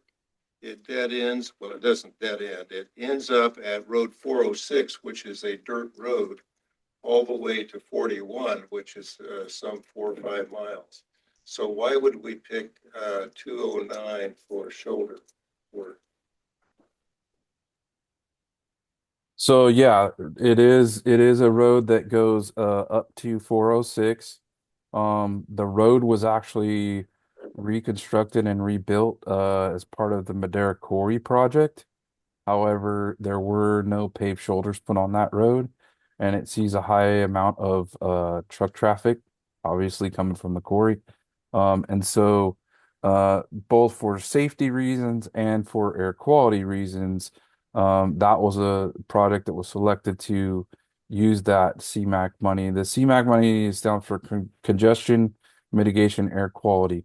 And so that funding is specific to projects that improve air quality. So we can't use that money for regular road maintenance or improving roadways, travelways, things like that. It has to be done and used for projects that contribute to some sort of air quality improvement. So I think you saw on the city, they were using CMAQ for paving dirt alleyways and some traffic signal stuff. Roundabouts have been something that's been used for. But generally speaking, the shoulder paving is something that the county has utilized CMAQ money for quite some years. It ranks very high as far as the emissions reductions. And that is a competitive process to get the CMAQ funding through MCTC in the process that they go through when they do for call for projects. Um, so we've been trying to utilize that money in conjunction with road rehab. Some of the more recent projects that we're working on for actual road rehab, what we've done is taken that money or that project and partnered with the CMAQ money to do the shoulder portions of those projects and do the actual road rehab portion with other funds. And to answer your question, Dan, 2019 is when that project was put into the program.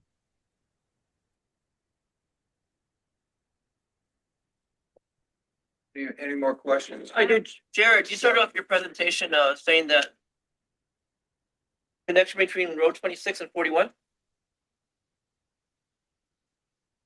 36. 36? 36. 36 and You said you're going 41. to share something later on in the presentation. Oh yeah, I'm sorry. Yeah, no, I mentioned on Avenue 15, uh, between Avenue 15 runs from Road 28, which is essentially at the city limit. It runs all the way out to Highway 41. And so we just recently completed the 1 mile section between Road 28 and 29. The segment from 29 all the way out to 36 was rehabilitated several years ago with some federal funding. And we just recently did a fog seal or a seal project on that to preserve that. So the last segment of that run from 36 to Road 36 to 41 is the next segment that we're working on and hope to have out into construction this summer. All right, thanks. Jared, regarding the bus fleet, I'm going to test your knowledge on that. First of all, where's the bus barn located? And secondly, I think it was mentioned that they're taking a look at bus barn property for Eastern Madera County. Where would that be? Where are they looking? And how many buses in the fleet? Anything you can tell me about the buses? Okay, I'll give it my best shot because I'm not exactly the transit program manager, but my understanding is we have I believe it's 11 buses total, actual buses. Now there's other vehicles, there's some vans and a few other smaller vehicles that are utilized, but they're not considered buses and they don't necessarily come into play with the zero emissions requirements through that CARB rule. The current transit facility or the bus barn is at the Almond Yard, which is there in the city of Madera off Almond Avenue. It's west of State Route 41, right next to the not 141, 145, sorry. Right next to the Caltrans maintenance office there. That used to be the full-time road department office until everything was moved over to the government center now. So we continue to operate the transit program out of there, as well as our valley road maintenance crews and traffic crews. And as far as locations in eastern Madera County, I'm sorry, I don't know exactly which locations they're looking at this time. You know, there's a lot of factors that are going to come into play about security of the buses. Also, you know, the ability to get the right amount of power, the PG&E power that's needed to, you know, provide for those charging stations. I could tell you that the power and working with PG&E on these charging facilities is becoming more and more. It's becoming probably one of the biggest stumbling blocks. That and the actual vehicles, being able to procure the vehicles is some of the things. So like I mentioned before, you know, great rule, good intentions, and I don't think anybody necessarily objects to what, you know, what's trying to be accomplished with that. It's just there's a lot of things that, you know, the realities of how that works and how it gets put into place is a little more maybe complicated and complex than had thought, you know.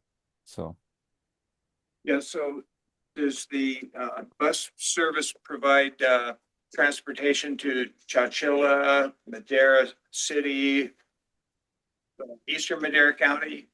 Yeah, there's a real lack of information up there, communication, you know, about what services are available.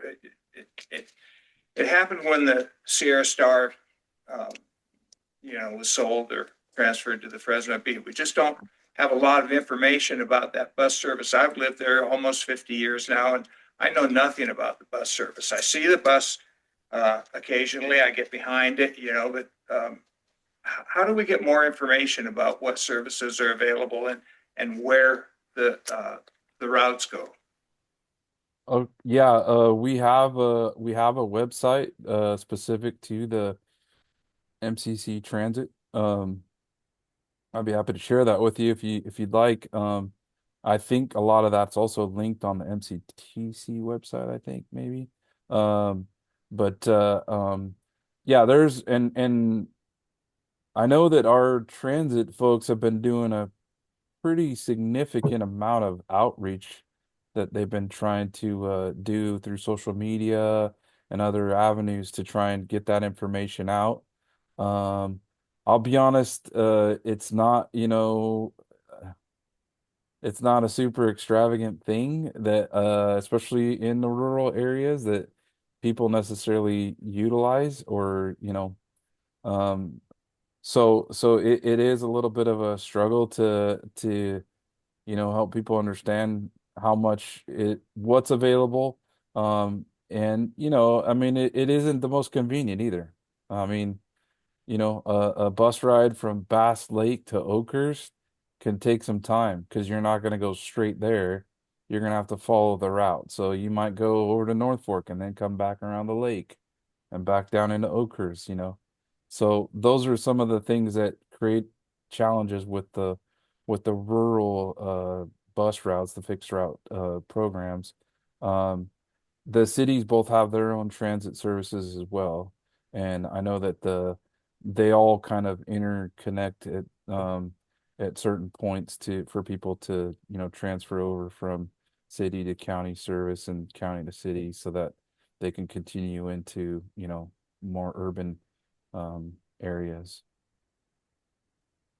Yeah, the city of Madera had to reconfigure their whole bus routes last year in order to meet the demand and you know, slimline the time it took for you to go from point A to point B. And so that was a project. That was a headache. But it got done, and so they're now moving the rest areas where the buses park to pick up people. They're moving them because of the configuration, and it's a project. And to tell you the truth, I cannot remember the last time I had to ride a bus myself. But other people do that regularly. They get to, you know, where they go into Walmart, they go into the grocery store, whatever. There is ridership. But I think you skipped over the mini transit. That might help to get the conversation regarding, because not every community has buses, some Right. have vehicles, right? Yeah. Yeah, microtransit it's called.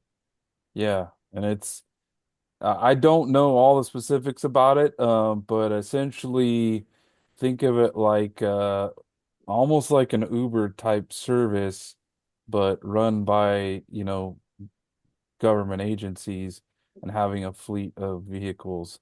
Um, so instead of having a fixed route service that runs, a specific route, you would have the ability to kind of, I guess, on demand request transportation, and make a specific route or go to a specific point. Um, but there's a lot of stuff that comes with how that works and how you implement it and having more vehicles and all the stuff that goes with it. So, but it's something that we are definitely looking into, and I think uh to Chair Flanagan's question, um I know that the mountain areas I think is one of the areas that they're really trying to focus on to see if that might be a more feasible option for that area up there because of the nature of how things are up there. So I've gone to some of their meetings because actually I get emails in with from the MCTC and they ask for our input. No, but I think the one in the ranchos, there was two of us there. So nobody comes. That's why they don't know, because nobody comes. But they actually have a route, excuse me, that goes from Oakhurst, comes down, goes 145, goes into by Walmart or something.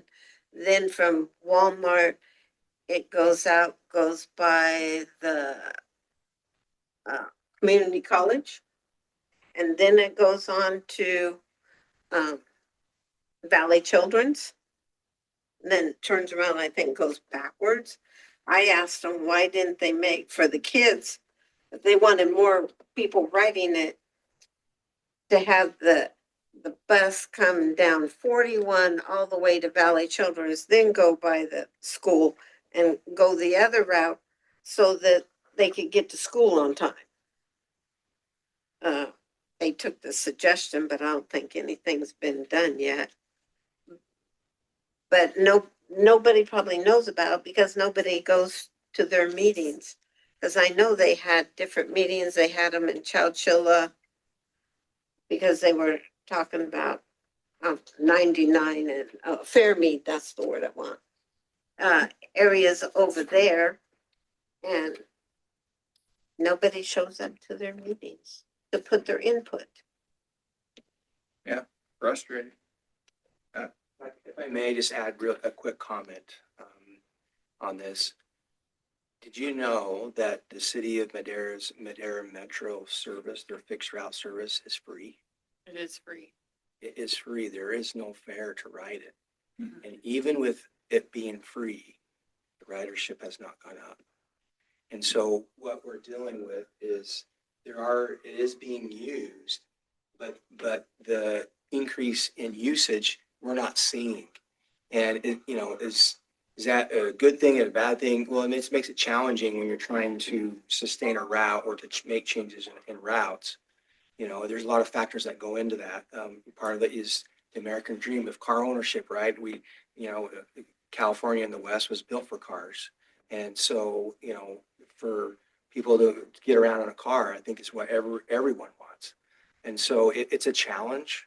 And that's why they're looking at microtransit on demand service. The city's looking at it, the county's looking at it. And so it's something to be, I think in the next 20 years, you're going to see a lot of changes in public transit because of all this. We have an aging population that will need the service, but then how do we provide that service when the demand isn't there and the costs are so high, right? And that's why they're looking at to be more nimble with a microtransit service. So I guess stay tuned. Exciting things are being planned and talked about, again, the implementation will be key with what's to come. So just quick comment. Thanks, sure.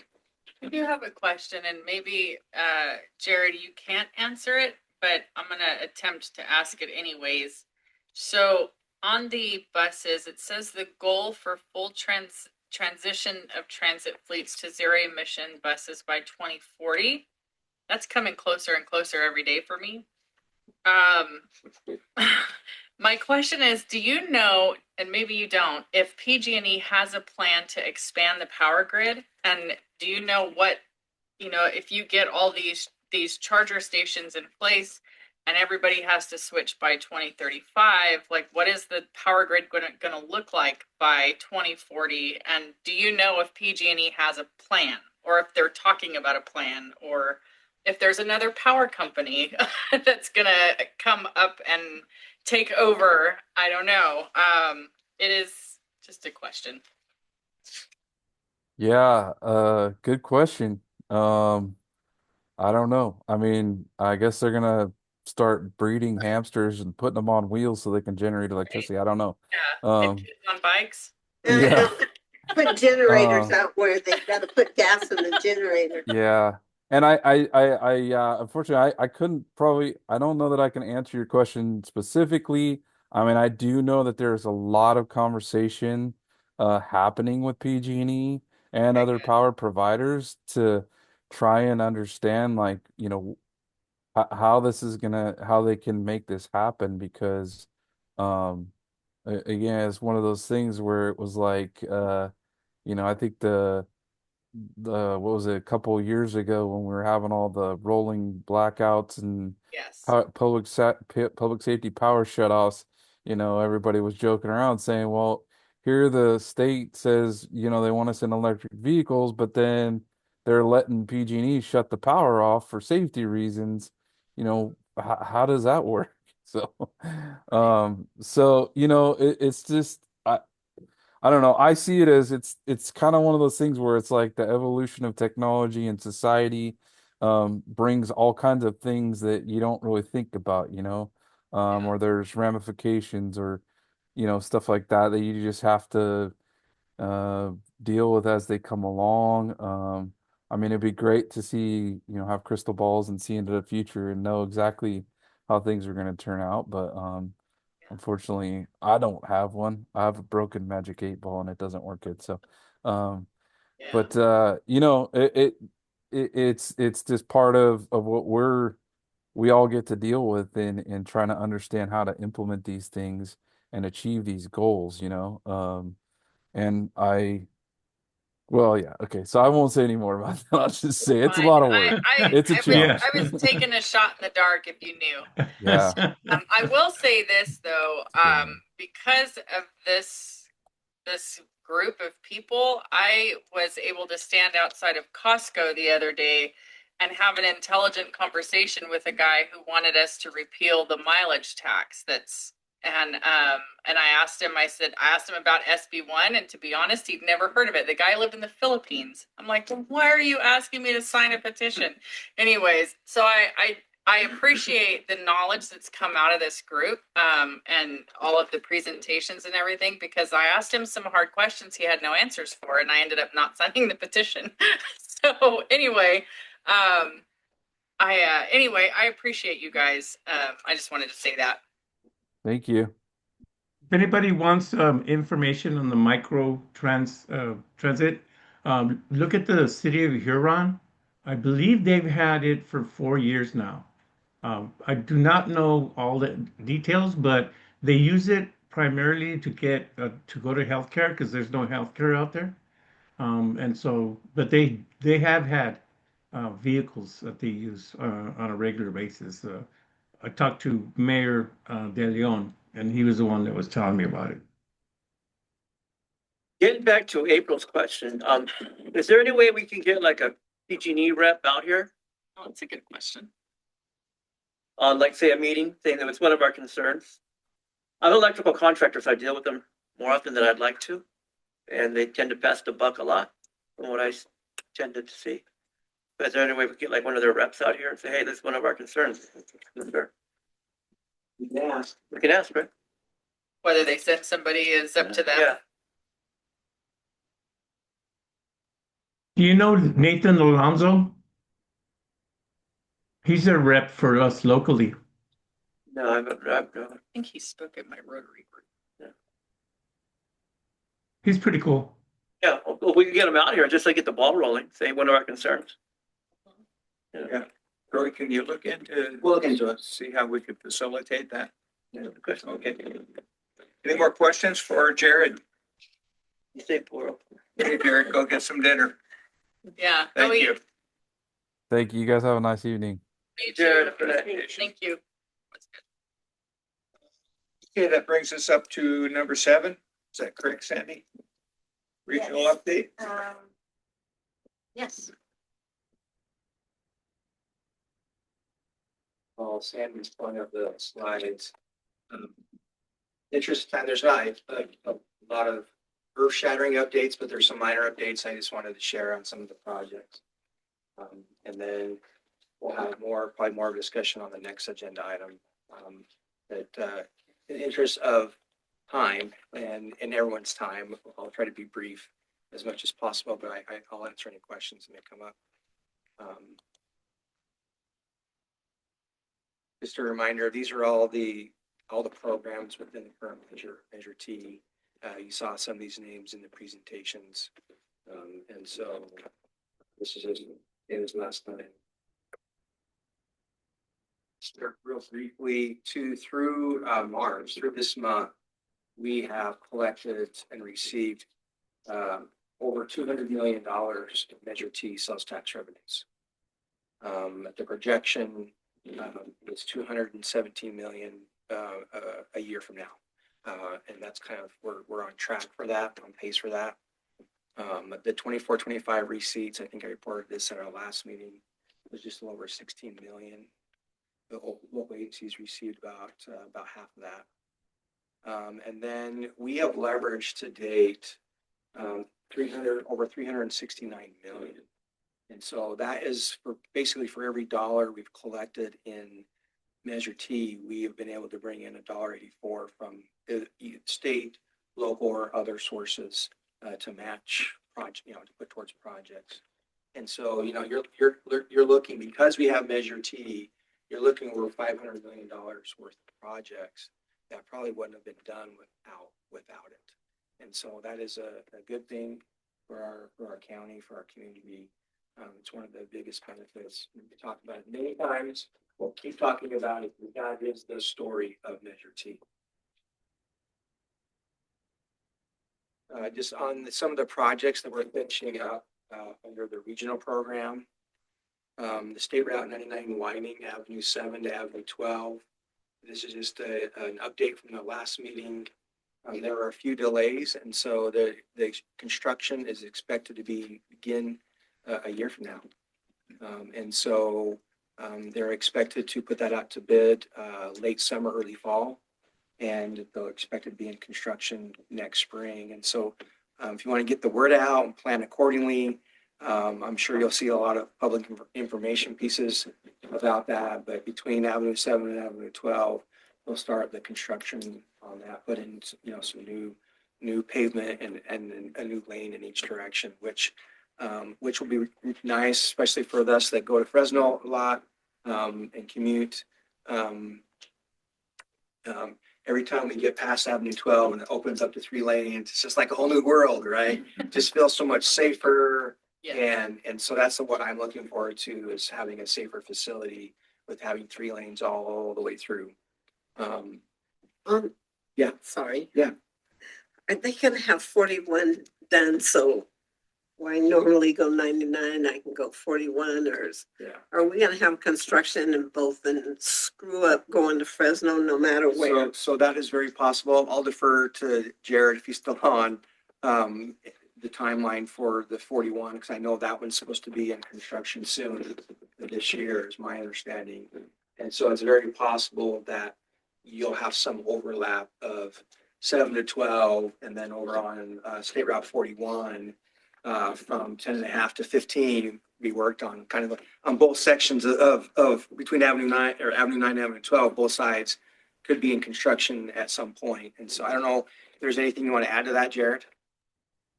Yeah, I mean, you're right. They're probably going to be happening concurrently. There is going to be some overlap of the time frame. Um, what I will say is that the 41 Expressway project, um, a lot of that work is actually on an alternative alignment or off alignment of the existing road. So, we're anticipating that there's not going to be a large impact to the actual travel lanes on 41 as that project is happening. There will be some.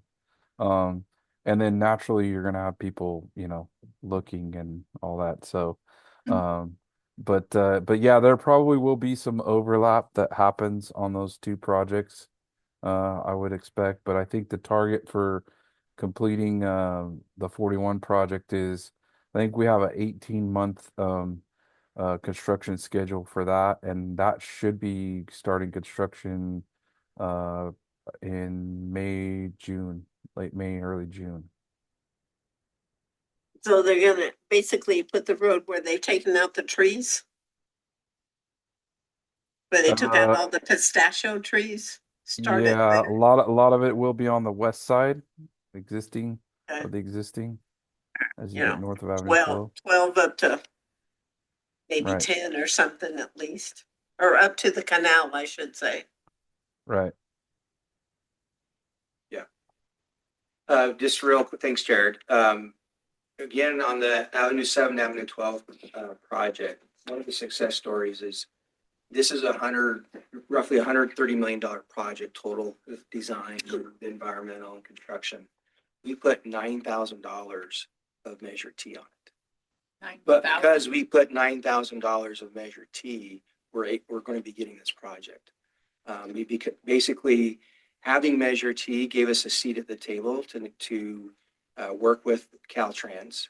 I mean, Caltrans did have plans, but because we had Measure T, we were able to accelerate some discussions with them and push the envelope of the timing on it. And so because of that, because we had Measure T, and because we put a little bit on it, they are doing the project earlier than probably would have otherwise would have been done.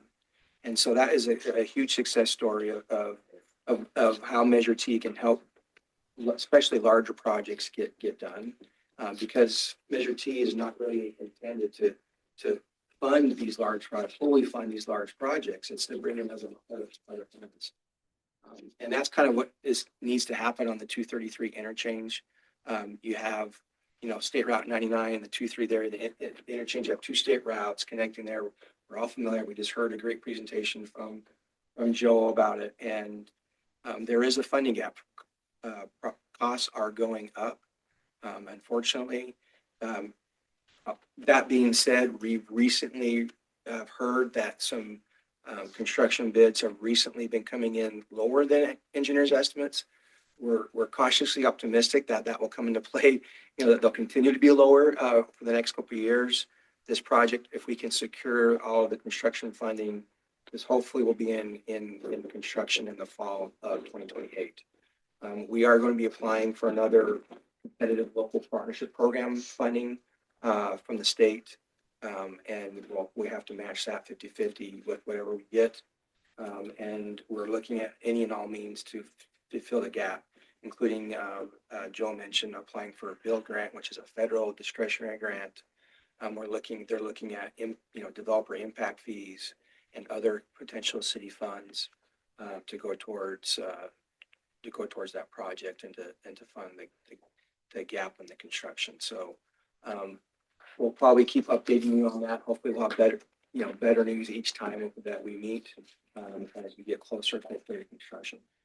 And then we still have a couple of City Madera projects, Gateway Avenue widening and Cleveland Avenue widening, that we'll be working with the city and hopefully having that information in the strategic plan, which we talked about.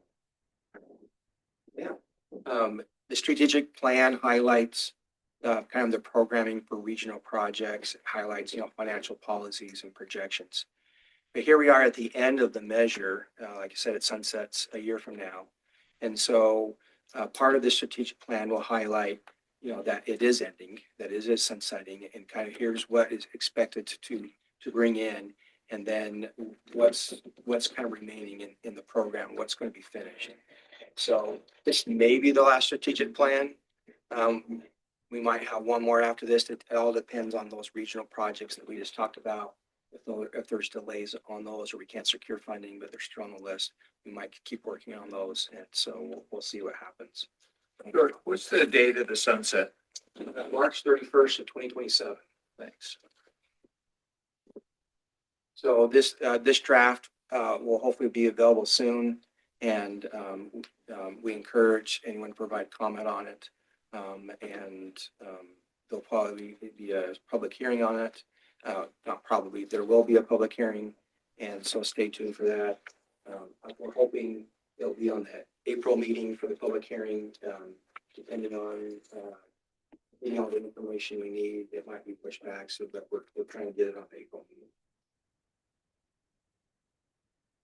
And that's all for this for this item. I can take any questions. Yeah, so back to, I am really excited about the 99 expansion because I drive to Fresno all the time because I have unlimited Regal passes. So I do have a question. So when the traffic is backed up coming back from Fresno, I will often take Avenue 7 down to Ripperdan and 145 home. Has there been any thought, because a lot of other people do the same thing, has there been any thought to putting streetlights in on Avenue 7 when this construction is happening? I know that, I don't know the details, but I know that they do have a traffic, what's the word, traffic plan. Jared might know, or Alexa might know, a traffic diversion plan, or they'll have basically a plan to handle the traffic. And so I don't know if you have any information, Jared, about any proposed traffic measures for this project. Yeah, so it's called a traffic management plan, and I have not seen anything specific to this and what that might look like. Um, so yeah, I couldn't tell you. I mean, I will tell you that during construction, people tend to go where they're gonna go. It's kind of tough to navigate and handle every route that people might take to try and figure out what to do with that. But I get your point, You're you got some inside scoop, so you know how to get around it. That's good. Just don't tell anybody. Well, the problem is they figure it out on their own. So because of Google Maps. Actually, yeah, I was gonna say navigation systems have really change the way that how that stuff happens, because it does take people around that stuff, which I mean there's all kinds of stuff that go with that too, but it definitely Google Maps and Siri, whoever you want to call it, uh they definitely have their own way of handling traffic management. Yes. I would have Caltrans put in, especially off, because most of them take Avenue 9 off. Then you jump on at 12. And the traffic on 12, you need to signal so that you can get across or get onto 12. At our next meeting in the fall, which we'll talk about here in a second, most likely the end of September, where we talk about the audits, we can try to have some updates for you. We'll reach out to see if they have that in place yet. They may still be working on the traffic management plan at this point. But as soon as we have any information, we'll either forward the information to you, or we can have some information at that meeting. I'll do my best to attend the one on the 22nd and ask that question, because like I said, I drive there all the time, and I know my husband works in Fresno. Like it's, it's a lot of people work in Fresno, and to come home at that certain time of the day, and then to have all the construction going on, it's going to back it up even more, which is just the natural course of things. But I hate traffic. I hate traffic almost as much as I hate roundabouts. So, anyways, but There's just a question. You got to get used to roundabouts. That's the way of the future. Yeah, I know. More efficient, less accidents and no maintenance.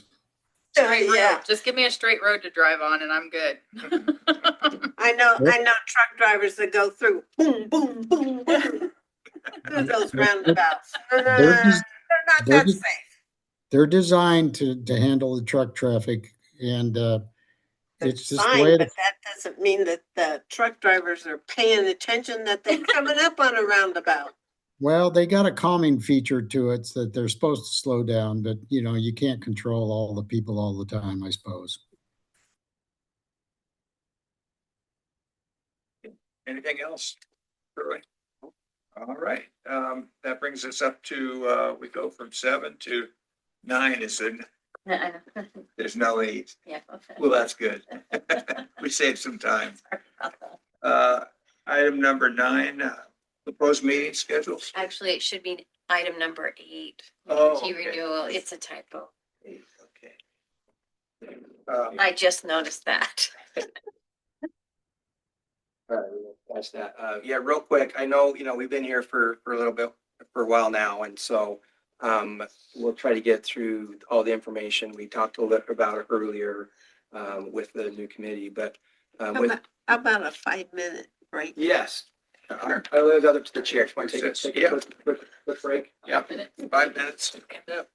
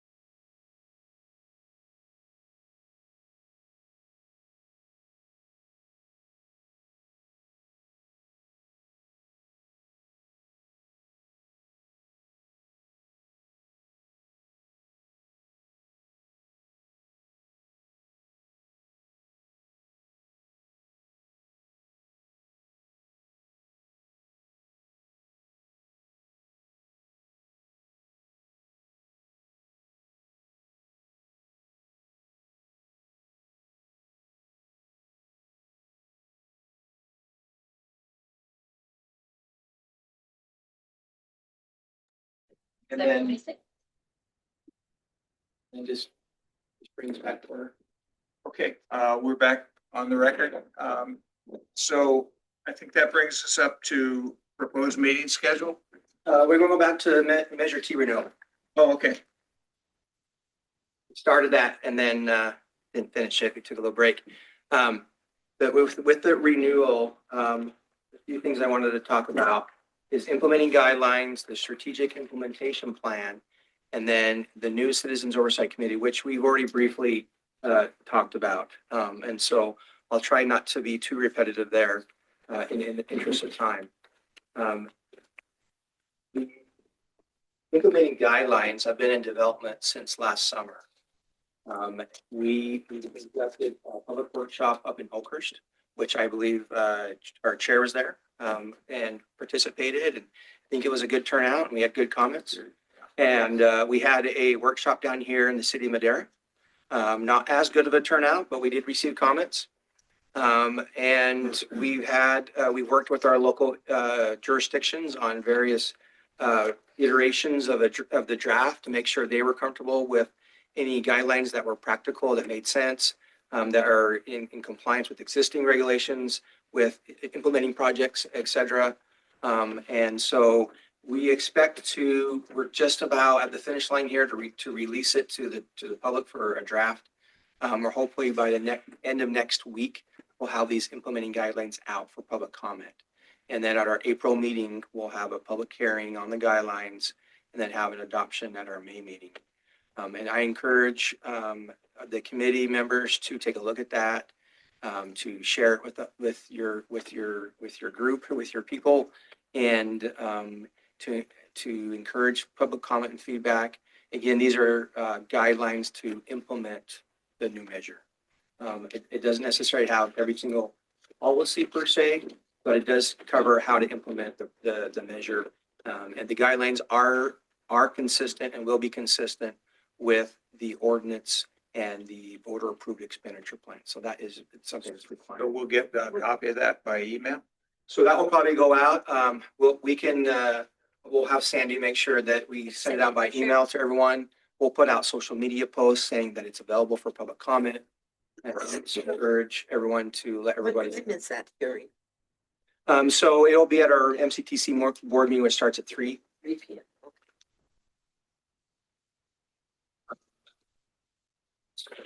Any questions about the implementing guidelines? None.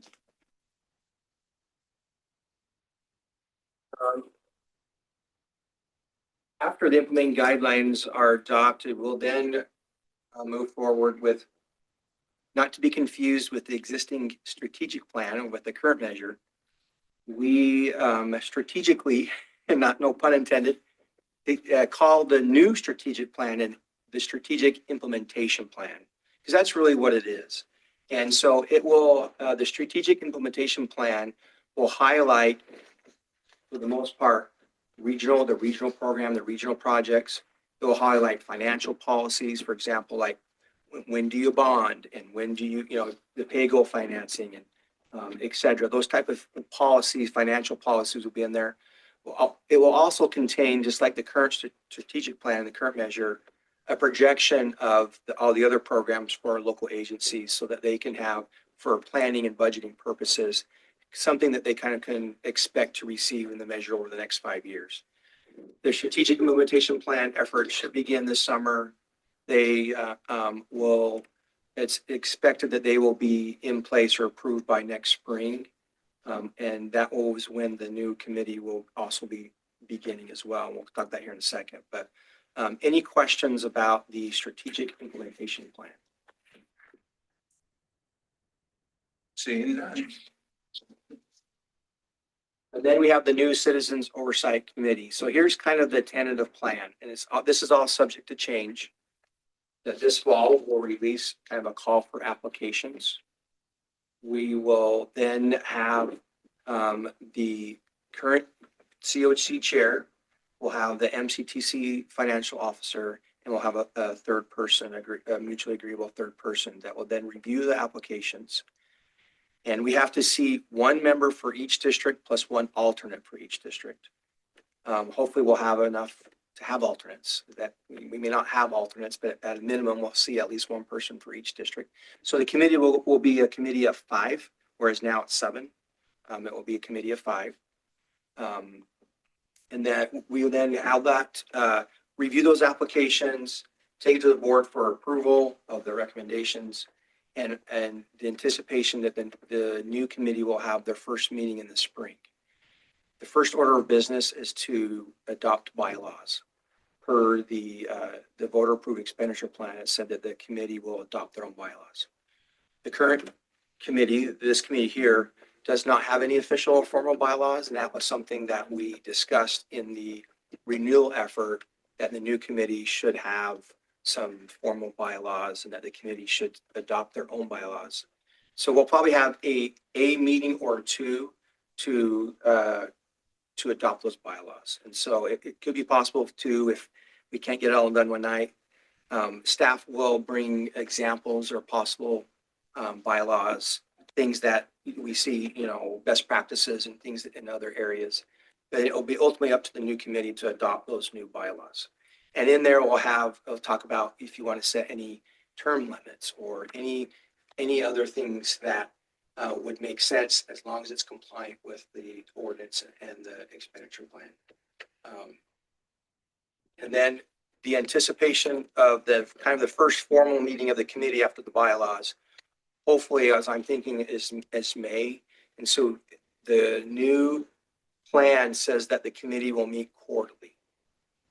So May, August, November, February, which kind of aligns with some of the planned activities with the new measure, with kind of adopting a budget, the reporting side of it.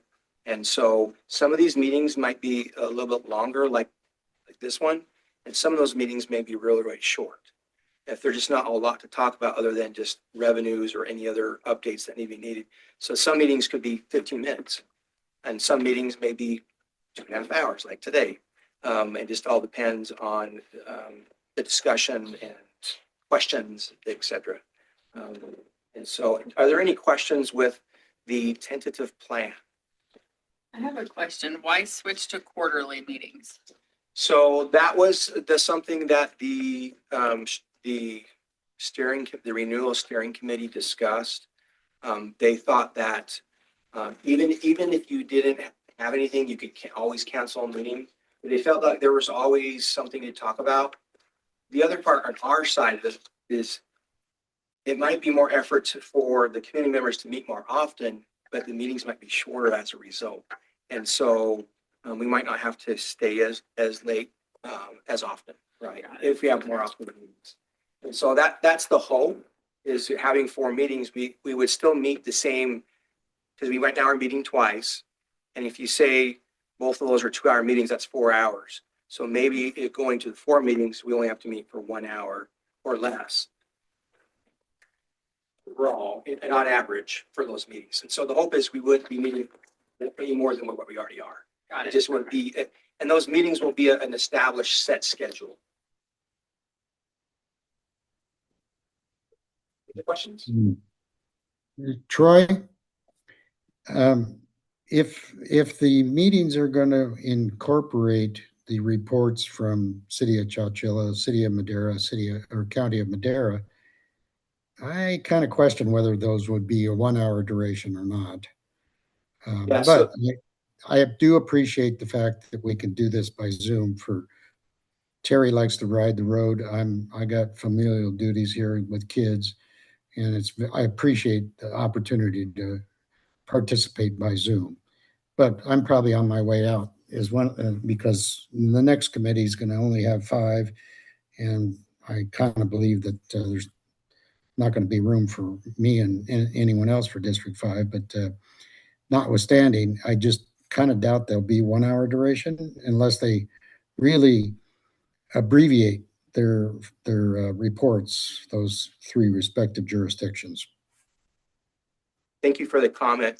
Just in a quick response, it's possible that we could structure those presentations in different meetings so they're not all reporting on the same meeting. For example, we could have one report in November, one in February, And, we worked that out with the local agencies, kind of what makes sense. Because even we heard tonight, there was a lot of repeat. There was a lot of stuff that we've seen in the past meetings that could have be truncated in the new committee, structure of either they maybe just do one major update once a year and not have to be as repetitive. And Fair enough, Troy. yeah. And so I think the goal is, like I said, there might be some meetings that are 2 hours or longer, and there's some meetings that might be 15, 20 minutes, just depending on the topics at hand and if there are any updates that need to be talked about. And we can thank the legislature for passing the new law that now allows these hybrid meetings. And we're thankful for that too. It does make it easier. And we appreciate all the volunteers. With the new committee as well, the new plan allows for mileage reimbursement for committee members to reimburse for their mileage to come, or transit, or whatever means that they use to come to the meetings. Those costs will be reimbursed under the new measure. Is that on the next page? It's not on there, but that is something that is part of the plan. It's in the voter approved expenditure plan. I just wondered if it was the 1.5% part of the 1.5%. It is part of the 1.5%. Yes, it is fall under that category. So I think I showed this last time. This is just the new plan that was approved. And again, it's another 20 years, 80% to local streets and roads, 14.5% to regional projects, 4% to transit, 1.5% for administration CLC report. And then there are some. Any other questions or comments? None. Think any other last questions? If not, then thank you for your time and for being here. Okay, I have none. Any questions? Thanks, Troy. Thanks, Troy. Great job again. Okay, that does bring us up to number 8, meeting schedule. 9. 9, yeah. So in 6 months, we're looking at September 30th. That is the best night. There's a holiday in September. There's Labor Day, and then we're also trying to work around the city of Madera's council meetings. They hold them on Wednesday. Chowchilla has them on Tuesday. So Wednesday the 30th, does that look good for everybody? Sure. So far? That's Okay. good for me. Wednesday, that's pretty good because Okay. the weekend and stuff will be starting harvest, so. Yeah, okay. So We'll put it on the calendar. If we need to change it, we will. yeah, September 30th. So again, just to kind of prepare you for that meeting, that will be when we have the auditors here. They'll be giving their reports. They'll be talking about the 24-25 fiscal year that just ended. And we are in the process of now collecting all those audits right now. We've received the county so far. If you recall, their last year's meeting, they got dinged for being late, and so they actually got theirs in first. So yay county, and then the other ones should be here shortly, and so we'll have all those at the next meeting, and then the committee will then adopt their kind of annual report as required by the measure after that review. Okay. Agenda items for our next meeting. I think it's just the standard I ones. was gonna say, we kind of mentioned a couple of them during the meeting. Yes. Okay. Yeah, we did during the meeting, and we took notes, and we'll try to have that information that was asked about the best we can. Good. And lastly, items from committee members. Let's start with the online. Russ? Santos, go ahead. I sent the link to the Huron City Council microtransit to Sandy. So if you want to share that with the rest of the group, it's an interesting little read, but they don't have big buses out there. So, I'll but they share do that. use electric. Santos, Huron's a pretty small and isolated community. Do they just work within the bounds of the city limits, or do Oh, they no, go? no. They go, They go into Fresno for healthcare, for no a kidding. medical appointment. Wow, that's terrific. Yeah, And they use cars. It's like like Uber or Lyft.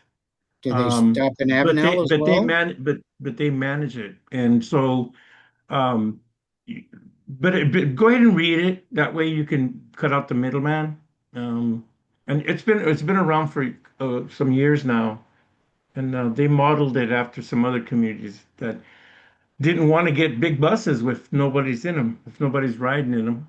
You know, Cool. it makes sense for you to get there quicker to your medical appointment if there's only 2 or 3 people in the car as opposed to trying to get, you know, 5, 6, 7, 8 people to their different appointments. So he says it works really well. Cool. That's my report. Well, my report is that I, for one, think that Jared and the county public works staff did a terrific job on allocations of their priorities, including the Road 200 bridge, including the River Parkway. And we've got more work ahead of us, or the committee, whoever it's going to be at the point, and as well as the folks that are working within the constraints and opportunities of the funding. We'll continue to better the county's transportation system and road conditions within the bounds of the monies that are available. So I applaud Jared and his team for what they've done over the years. I think that the projects were well prioritized and well executed. That's all I have. Thanks, Russ. And I would say I agree 100%. Joe? I have nothing to add. April?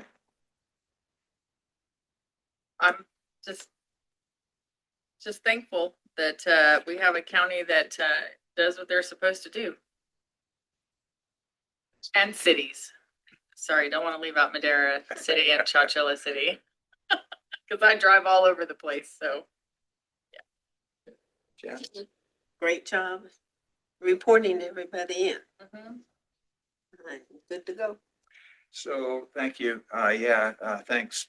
The staff is great. And a little long tonight. We were all had a lot of information to go over. But on the bridge on Road 200, I just want to say I've commuted to Fresno for decades down Road 200. And I was so thankful. It took a long time to build that bridge, but I was so thankful. True story. There was one big storm back in the early 80s. And I stopped. My job required me to be in Fresno at 4 a.m. And I stopped on that bridge during a rainstorm, the old bridge I'm talking about. And that bridge was trembling.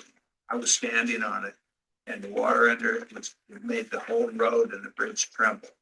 So I think it's a brilliant priority to have built that bridge. I think there's a misconception. I've heard people think it was a waste of money, but I think it was money well spent, just from my perspective.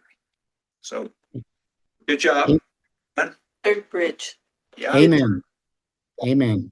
Thank you all. Motion to adjourn. Oh, yeah. April 2nd. Yeah. I can't second my own motion. That was Janice. April and Joe. Adjourned. Thank you, everybody. Thank you. Good night.